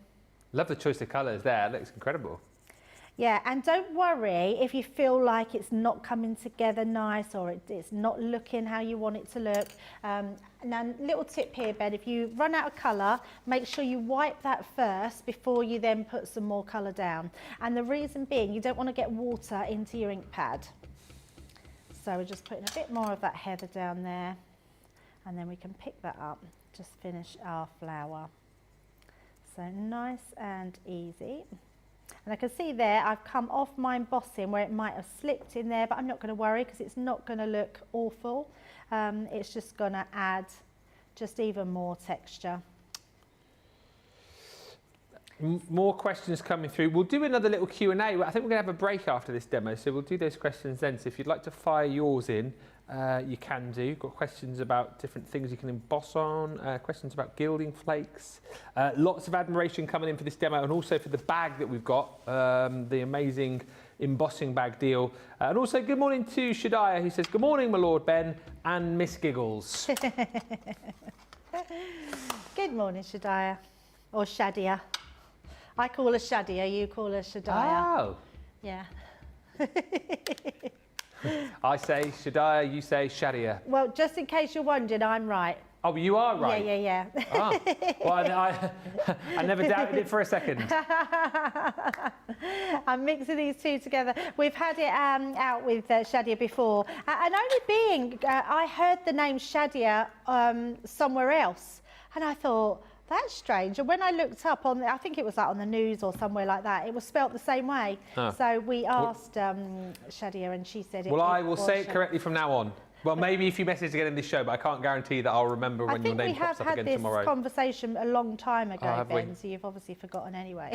You know me, I don't even remember what we did yesterday. But, I remember yesterday. But Shadia doesn't mind. No. She doesn't mind. Okay. It's like my name, everyone always gets my name wrong.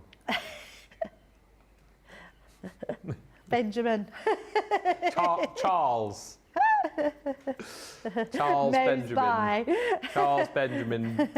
Okay, what did I miss out of your name the other day when I was trying to spell it? E. The E. Moseby. Moseby. Nobody can ever spell my surname. It's so weird. Like if you know, I don't know, if I'm ringing up booking a table for a restaurant or whatever, like nobody can spell Moseby, and I find it like if it wasn't my name and someone said Moseby, you'd Mose as in Rose, M-O-S-E-B-Y. I think it wasn't that I didn't know how to spell it, because I do know how to spell it. No, I know, but you just mistyped. Yeah, and I didn't have the glasses as well, so I didn't. Oh, that's probably the reason then, isn't it? Yeah. And I didn't see what I was doing. So that looks lovely, Ben, because it gives that sort of watercoloured effect. Yeah. Which that's why she typed in Glenn Murphy instead of Ben Moseby, because she didn't have her glasses on. It was all over the place. Glenn, my name's Ben.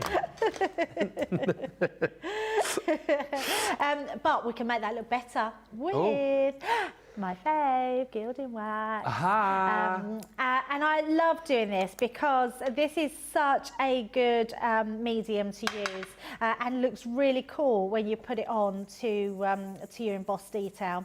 Because what it does, it hides any imperfections. So if your colouring's not brilliant, and it doesn't have to be because this is just watercoloured, it just makes sure that it just heightens it to a new level. And I love this look, love the fact that we can put gilding wax on. We're still keeping that beautiful colour underneath, but it's going to make this most amazing topper. I guarantee if you go for these folders, you'll just be creating lots of these toppers. And I would say create lots of these, and then when you're ready to do your embossing, you've got all these toppers then to add to them, which is amazing. So I'm doing it really quickly, but I would keep just applying whatever you want onto there. And then we're going to use our tissue paper, because if you just give that a rub, that just seals. So be careful, because obviously you've got a delicate part here, but just give that a little bit of a rub. And you can see, look how gorgeous that design is. So amazing. And that's just one of the toppers. If you was to do that with every one of them, it's just going to look amazing. Absolutely. So let's pop that to the side, and then all I'm going to do, so we make this is a very quick card because I've already done my mats and layers. I've literally just got myself one of our sentiments. So if friends were flowers, I'd pick you because we were using the flower one. Let's just bring that back in. And then we're just, and then I've done a black one because we've used watercolour cards, it makes it a little bit floppy. I'm now going to just matte and lay that over black cardstock. So not only does that give me another layer that makes it a bit more rigid, it also gives me that shadow, which is going to look amazing. So let's use our dotted tape pen. And we're just going to pop that all over. You ready for round 2 of the questions after the break? Oh, yeah, absolutely. 1, 2, 3, 4, 5, 6 lined up at the minute. Love that. I love this, how we're doing the masterclass. Me too. I think you and I have like reinvigorated them. I'm going to take, we should take all the credit for it. Yeah, I think it's good because it's a learning, isn't it? Masterclass are all about learning. And if people have got any questions, it's the best place to ask is when you're using them. So all I'm going to do now is just make sure very gently, I'm going to go down on the back to make sure that's all adhered completely. And then that gives me my beautiful topper here, which we're going to place just along here. This is going to go at the top there. So let's just stick all of this into place. Because I figured it was all about the embossing that die cut and not even using that folder. I mean, if you wanted to use the folder, you could, and it would look beautiful. But I thought this would just look nice as a topper for my card. So I know this side is going to need the glue. So I'm just placing that all down there. And then we know that that's just half of that will stick onto that side. And there we go. There is our finished topper for our card, just like so. There we go. That is marvellous. Just show the shine. Look at the shimmer and shine there. Yeah, it's so nice, isn't it? Beautiful. What a collection. Just to say as well, if you want the gilding wax, that is also available. Has that gone into today's category? It has. It's gone into today's category on Love to Craft. So if you click on that on the website and see day 2, which of course is today, the embossing folders, you will see all of those deals there. If you want this collection though as well, do feel free to jump in and grab it today. £56, $64. So it's a $19.94 saving, $21.78. Just very different way to kind of use the sort of concepts of die cutting and embossing. The fact that you've got that die cut of sort of the main image of your embossing folder, which you can then emboss as you've just seen there to create pretty toppers. If you just want to use the embossing folder, you can. If you want to use the two together, again, you're going to create such a unique effect with this collection. And you've got lots of different styles, again, which I think will work alongside other collections which you might already have, like the Bohemian Dreams. If you picked up the Bohemian collection, again, lots of ways you can use this within the papers and items that you're going to get from that collection. You've got that beautiful Under the Sea. Oh, look, there's a dancing mermaid. There she is. Does look a little bit like the Little Mermaid in the poster when she sat on the edge of the rock at the start. Yeah, it does, yeah. Yeah. Love that movie. And not even purposely done, because it is the nautical one, isn't it? Yeah.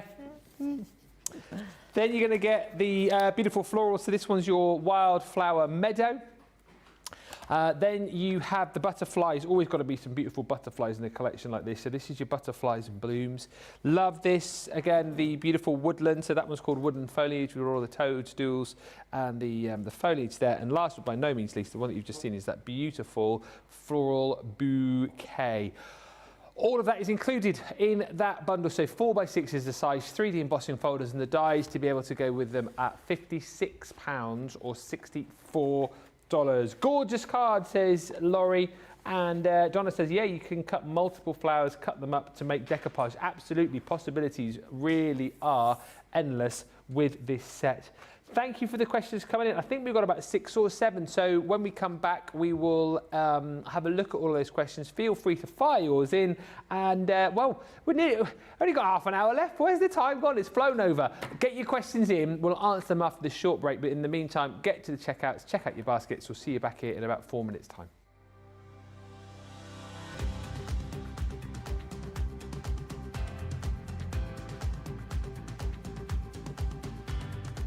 Welcome to Club Inspire, the Crafters Companion community where you can feed your crafty obsession.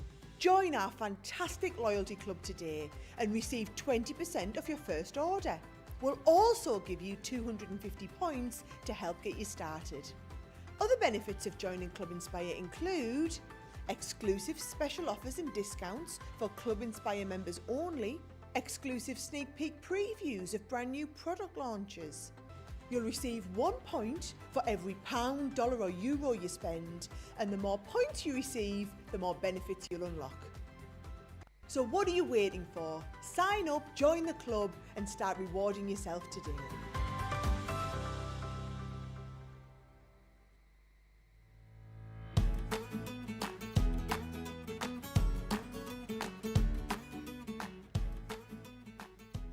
Hi, I'm Becky. I'm the soft craft expert for Crafters Companion.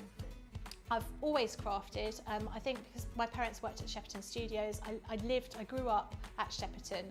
They were always working, so my holidays and my weekends and my evenings were spent at the studios, and I just sort of sit around with the other artists, and they'd give me a bit of clay to play with or some fabric. So I was always making things, and there were a couple of children around the same sort of age, and we just used to make clothes for our Cindy dolls. I'm flighty with my crafts. I want to try everything, so I go all out and I decide tomorrow I'm going to be doing candle making, and I buy all the stuff and I make candles, and then I lose interest and I move on to the next thing. I want to be able to have a little go at all sorts of crafts, and I've always been like that ever since I was a small child, so I think I can turn my hand and give anything a go. My craft inspiration, I think a lot of that comes from the internet, looking online, being able to watch sort of artists producing bits and pieces, as well as sort of just general crafters. But a lot of my inspiration came from sort of my mum and my mum's friends, which were all sort of great designers and people that created all sorts of different things. The Crafters TV audience have been so kind to me. So when I first started, and I've not been here a huge amount of time, and I've done a little bit of presenting, I got so many lovely comments from people when I started doing the presenting, and it was just really such a lovely feeling. And it's nice that people keep messaging in. You know, we see the same people, and we know you can build up that kind of relationship with those people. So it's just the fact that people like what we do and they're pleased. And I do love it when people send us photographs of the items that they've made and when they've been inspired by the shows. I think that's great. My biggest achievement, I'm going to put it on social media. I said that I was more proud of this than I was when I had my children. It was when I won a Demo of the Week. I was just absolutely gobsmacked that I'd won Demo of the Week. I don't often win Demo of the Day, so to win Demo of the Week, I was really, really super excited. Oh God, I can't give you the gossip because I promised that I wouldn't give any of the gossip away, but it is great. Lots of us stay overnight in a house here, which is brilliant because we all get to know each other on a like real personal kind of level rather than just colleagues. So it's a really great atmosphere, and there's so much to learn from all of these people that I work with. So I feel really quite blessed to be part of this, and it is a happy family, I have to be honest.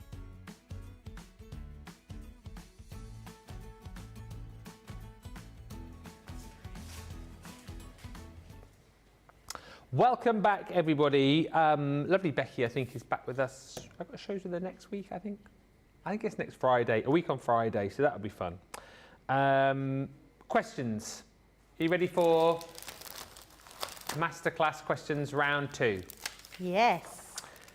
Kathy Green is wondering, have you, or I guess this is anyone, have you ever, after embossing mirror card, tried sanding it down? Is that something we can do, which is fun to do? Oh, yes. Now, so I've only got, although it still will work, I've got a piece of silver mirror card. Have you got any coloured mirror cards your side? I thought I did have, but maybe that was yesterday. So with so what have we got? Let me find an embossing folder. Let's use,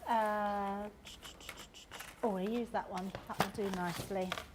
So let's pop this in, just in there. Oh, you got some? Just, yeah, I've got an odd piece that I just noticed down there, twinkling, it was, twinkling. I'll stop looking then.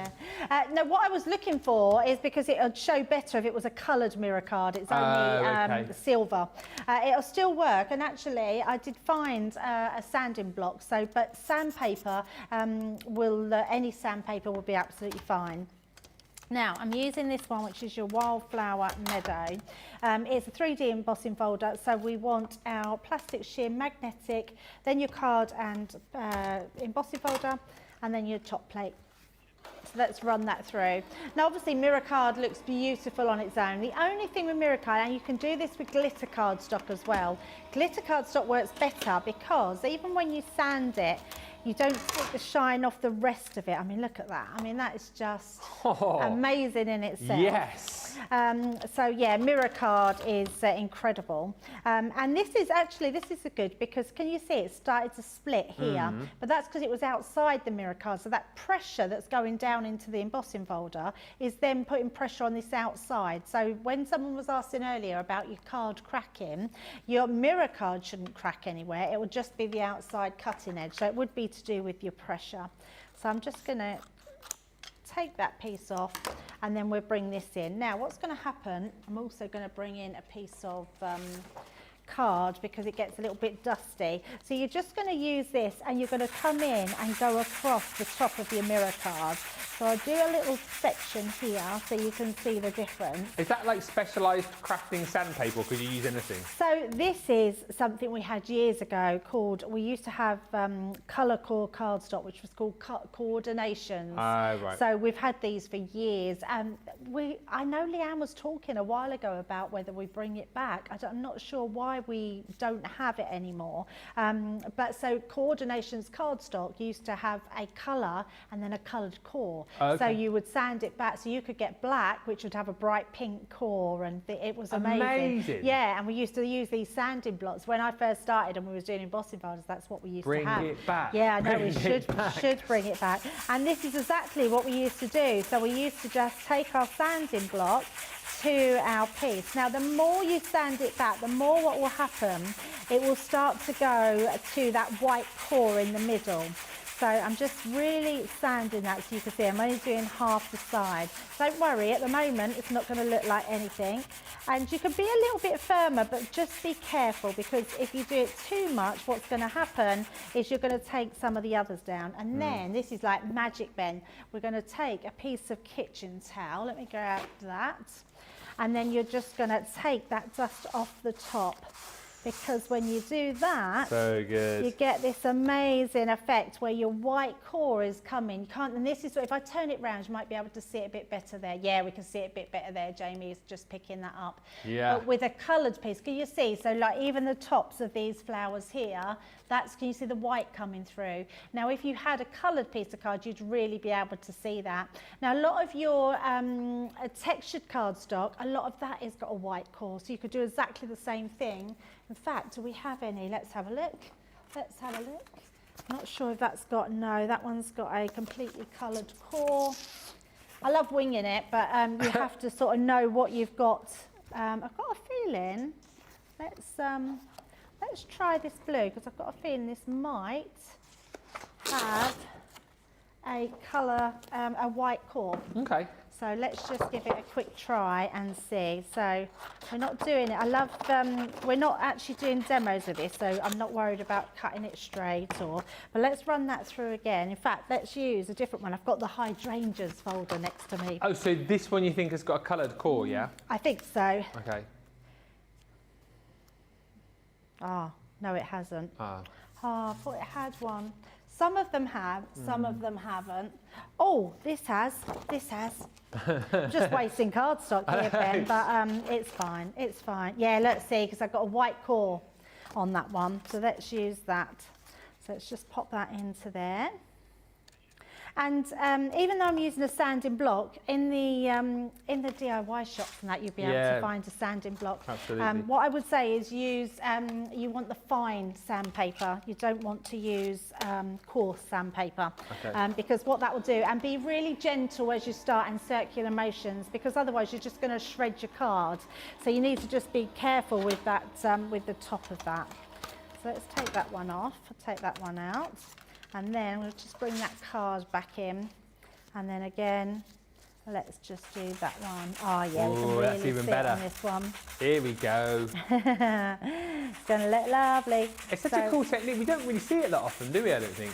Well, I No, certainly and don't. actually, even with things like this, I don't know why we don't do this more often. It's just, you forget, Ben. It's only when people ask the question, and when someone said about sanding, it's like, oh yeah, of course we can sand back. And so that's a great one. So you just keep going, sanding all that extra back. Just be careful to try not to scratch the side pieces. But actually, you could always just fill that in with your coloured ink pads if you wanted to. And then all you're going to do is take that tissue again. When you then buff that off, you get that beautiful effect. Look at that. I mean, that is stunning, isn't it? Mm-hmm. So any cardstock that's got a white core, you can do that too. So yeah, thank you for that idea, because that is brilliant. All right, still loads of questions coming. I love this. This is what it's all about. Is anyone keeping count of how many questions we've done? I think that might have been 9. No. We'll go with 9. Right, oh, hang on, my tablet's having a funny minute. Right, so next question was Michelle Prudence. What is the best glue when gluing a picture to use the 10x8 jigsaw die? So for me, if you're gluing your jigsaw die together, I would say your all-purpose glue, because it dries rock solid. It literally is a really strong glue. But what I'd also say to that as well, Ben, is be very careful, because if you're doing maybe a photograph, the all-purpose is a solvent-based glue, so it might take the top off your photograph. So I would stick to tacky glue. So if you're unsure of what you're sticking down onto your jigsaw, I would definitely use tacky glue and let it go a little bit tacky. Zoe Carver says, I have an issue with gilding flakes. An issue? Yes. When I use the glue, it goes from too wet to dry, never seems to go tacky, and when I put on flakes, I seem to rub them off. Is it that I rub too hard, or is it the glue I'm using, or perhaps is she not waiting too long? What do you think that might be? So it could be the glue you're using, because you do need glitter, I keep calling it glitter, gilding flake glue. Yeah. And it could be that you're putting too much on. So I did a demo earlier and I put too much on. So you want to really just put tiny amounts on. You could decant, so your this is your liquid glue that we've got.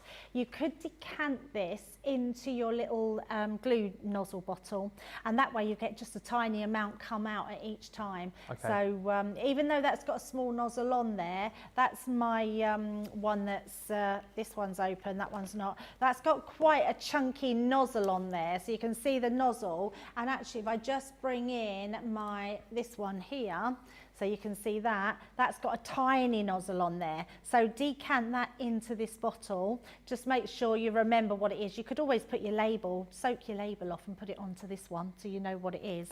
And that way, so it is, less is more. It's the same when we say about stamping as well, Ben. So when you apply your glue to your stamp mat and you're stamping with it, you need to let that dry a little bit to go tacky. If you don't put enough, if you don't put enough glue on, then you've not got enough glue to stick. But if you put too much on, it takes longer to dry. And if it's smudging when you do it, it means you need to let it dry for a bit longer. Okay. Hopefully that helps. We've had a couple of questions. So I know we talked about this in the first hour, but it's fine. So questions about things that you can emboss. So kind of wrapping two questions into one. Can we emboss acetate and can we emboss vellum? Oh, yeah, great question. So I went and I just asked Tracy for some acetate because I thought that might come up again. And I've just got my sheet of heat emboss. So it's very hard to actually see it. Let me just bring in a piece of cardstock and then we can see exactly where that is. Okay. Let's always just stick with the folder that we've got in front of us here. So let's just emboss that. So pop that in. I'm going to just hold that in there. So the answer to it is yes, you can emboss acetate and you can emboss vellum. You get different looks. What this is great for is if you was to, in fact I could have shown you and I've cut it now, but if you wanted to do a wrap for a card or you wanted to make your aperture, you wanted it in your aperture, what you could do is place that in the middle of your piece of acetate, like so. So you've got this bit on each side, and then these bits on each side can wrap around your card, or they could be your window inside your aperture.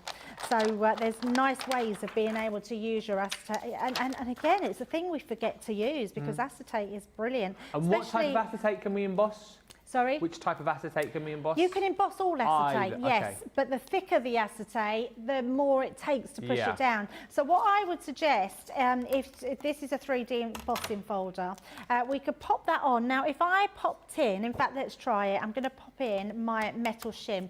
I think that's going to be too thick, but we will see. If the Gemini doesn't like it, it's going to spit it back out. So, because what I would normally recommend, and I'm only doing this to show you,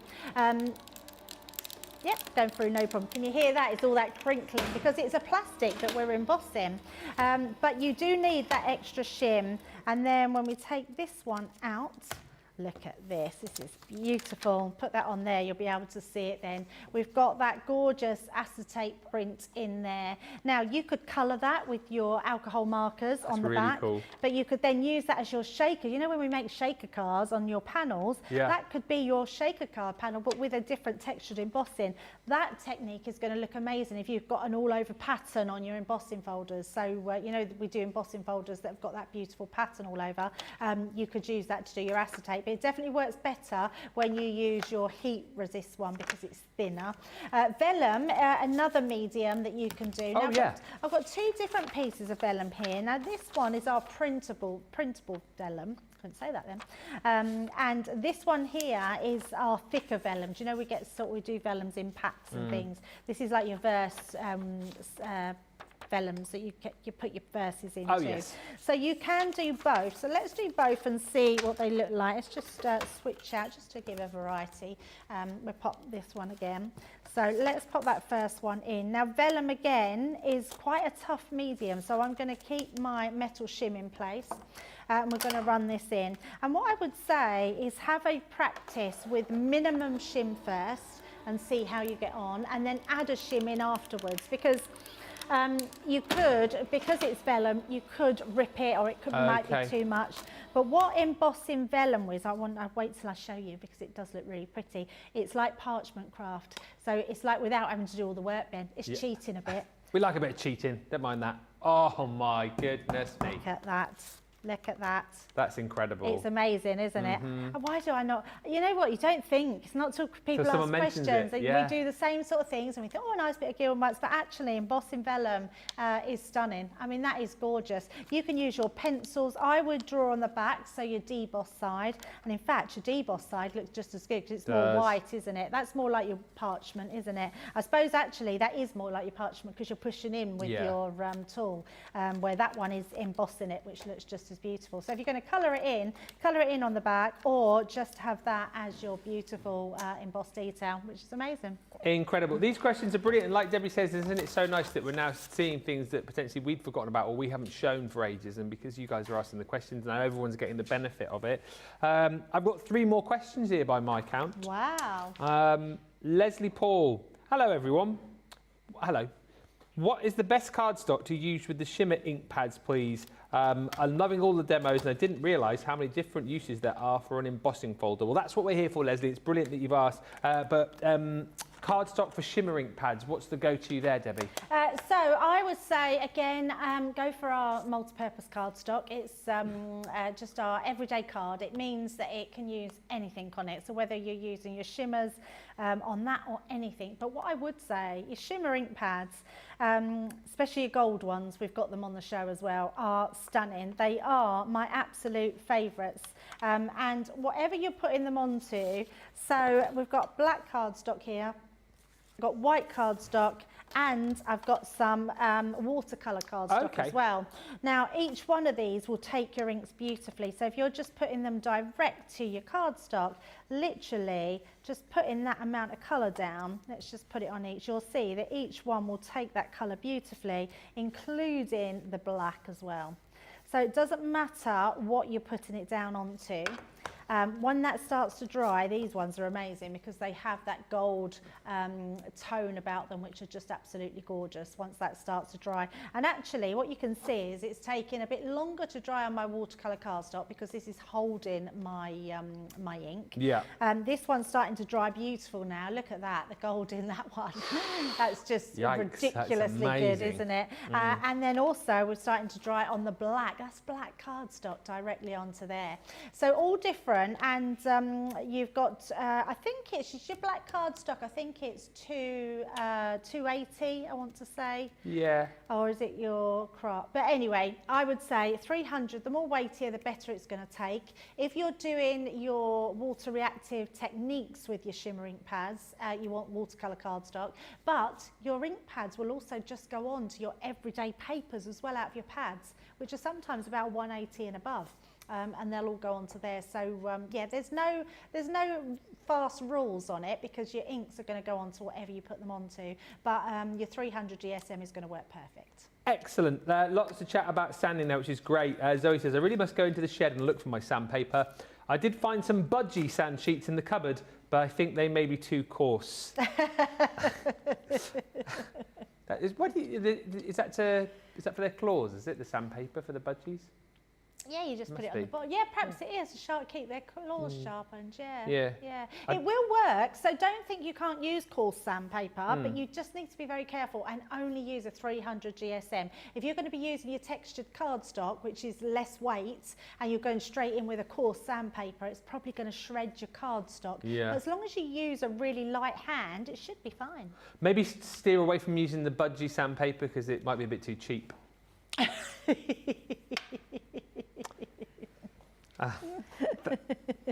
Some more questions coming. Thank you, says Kathy Green, Debbie, for not only answering but demonstrating the answer to my question. I've done it on the coordination cardstock, which looks great. Jen Shank says the sanding blocks used for nails work really nicely. Yeah. Joe Nell says the little what do you call them, like emery boards? Yeah. And Janelle says, greetings from Washington State. I haven't sanded in a while. Now I'm going to have to bring my sanding stuff back out. Absolutely. Question. So this is to do with, we're veering off a little bit, but this is fine. Guillotine. Right, yes. Phil, I've been trying, but I still cannot get a straight cut on a guillotine. Any ideas as to why and how I can rectify it? And it's not just a Crafter's Companion guillotine. I've tried all brands. So, Phil, before I had a Crafter's Companion guillotine, I think, and I I hope I'm not speaking out of turn, but every guillotine that I've had has been a fraction out. Okay. Yeah. And then I got the Crafter's Companion one, and it never has been. If it is a fraction out, it could be the actual cardstock, because sometimes your cardstock isn't square. So the best thing to do is to start with a piece of cardstock. So I've still got that mirror cardstock right next to me. Before you cut, try and give it a little sliver off. So literally just take that sliver, and then you want to go around the opposite side. So you're actually making sure that your card is square. So I'm just taking a little sliver off each time, because that way you know that you're going to get that precision. Now the other thing to remember as well is, and it's what I know lots of people do, they do not hold their bar down.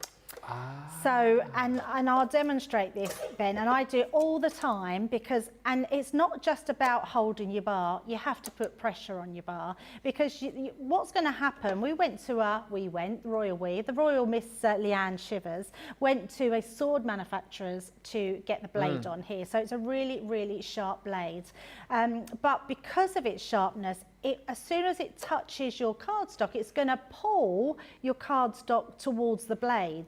So if you've not held it down properly in the middle, it's going to pull it. I do it all the time. So let me just demonstrate. So first of all, we've got that square. I'm going to literally, I'll place it in both cards. We're going to run that through. And I know that if I put those two pieces, I'm going to go the white to white there. We've got that exact measurement on each piece. But if you was to hold this down, and I just held my paper a bit and went like that. Yeah. Well, in fact, it still worked. We've still got, it's very slightly. Good guillotine, that. Not a lot. It is a good guillotine, yeah. So it's still perfect that way as well. But you do need to hold it down. So, and I would say make sure, depending on how you hold them, I know some of the team put theirs to the bottom.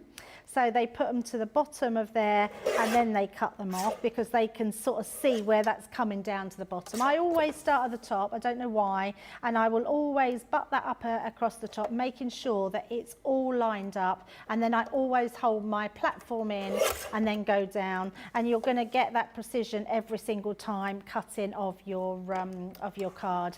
I hope that helps. It just is a case that sometimes your card isn't straight, and you also have to hold it firmly in place. And just to follow up on that point, because there's another question that people ask. So, you know, say if you were cutting it at, I don't know, let's say like 6 inches, for example, or wherever, it doesn't really matter. Do you line it up to this side of the line, to the centre of the line, or because that might be the other bit, that you've kind of lined it up at the top and then it's gone a bit skew whiff down the bottom, maybe?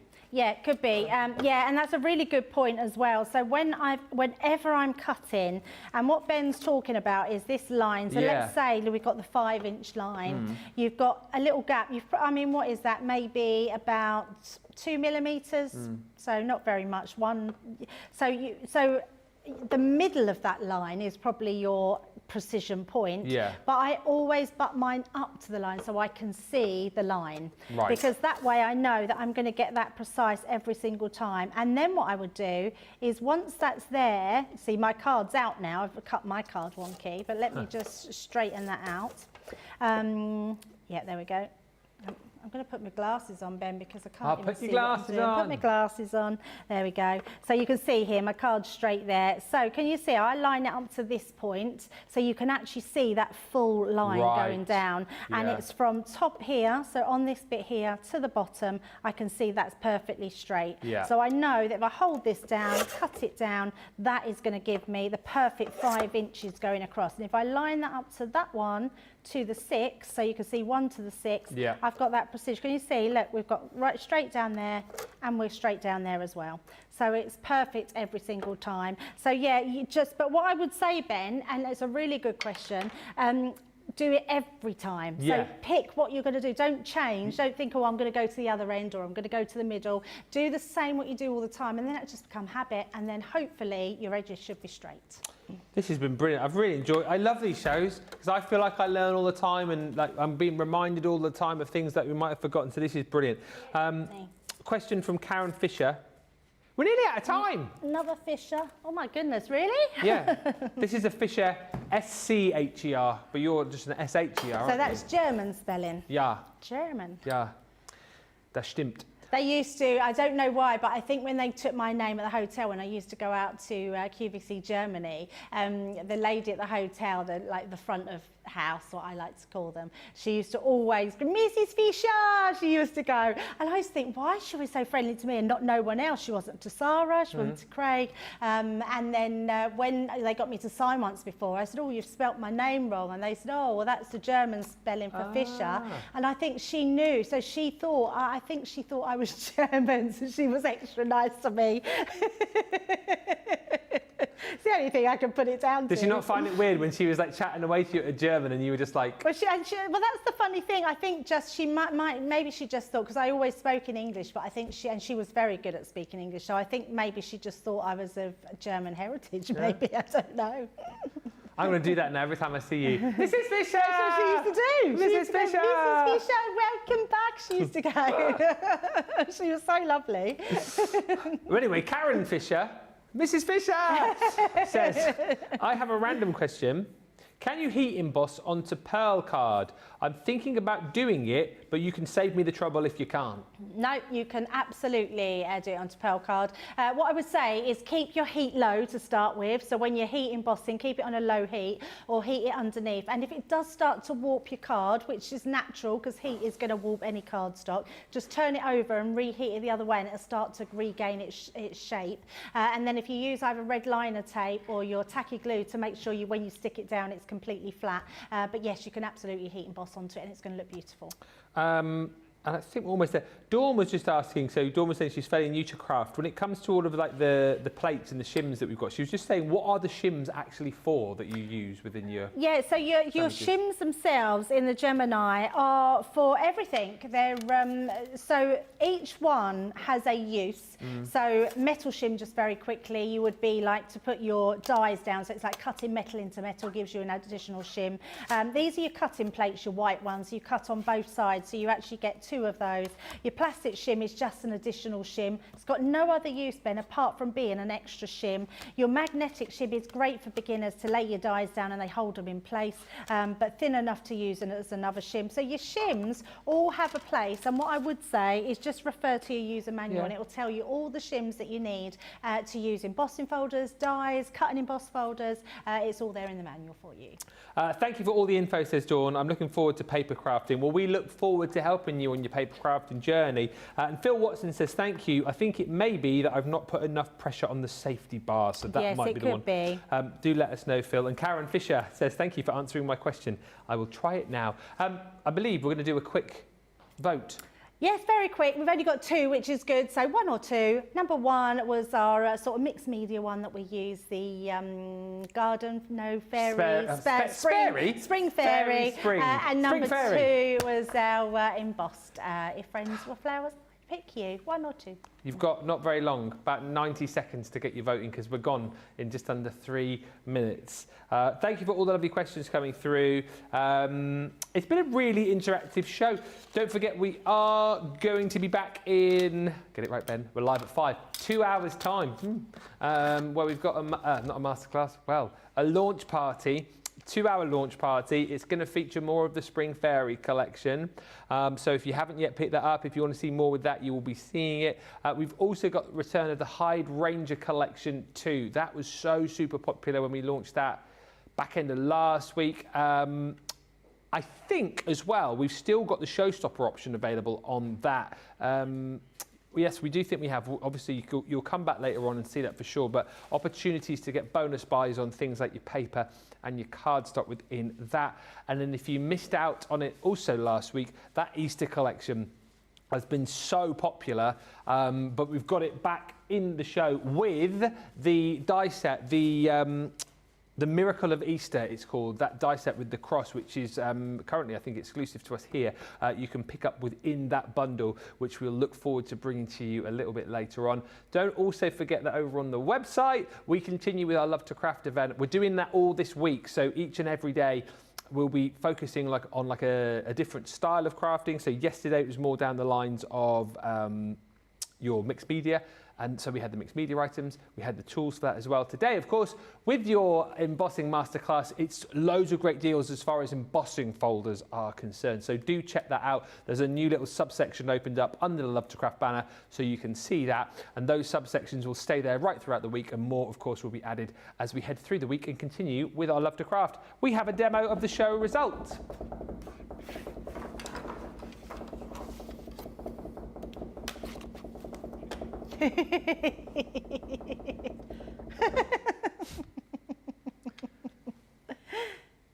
Two. Number 2, yes, the pretty flower one. Good choice. Yes, beautiful. Thank you very much. Thanks, Debbie. I enjoyed that. I really enjoy our masterclasses together. Yeah, me too. Yeah, they're really good. And I love that you ask questions. Honestly, the more the better. I love to wing things, love to just show you. And it's just, it just creates a really fun show, doesn't it? Yeah, and the great thing is with these shows is you ask a question which probably 50 other people are thinking of. And also, as we've also demonstrated in this show, you remind us of things that we've forgotten about. And we end up, you know, Debbie showing things which we think, oh, we've not done that in ages. And it's brilliant to see. And then you go all the way like the sandpaper demo. You're like, oh, I'm going to get the sandpaper out now when I get back and start crafting with that. So hopefully that was a super useful show for you. Thank you so much for watching. Thank you for all your lovely positive comments and for all the lovely questions too. Debbie and I will be back with you in 2 hours time, live at 5, don't forget, for launch party. Bye for now.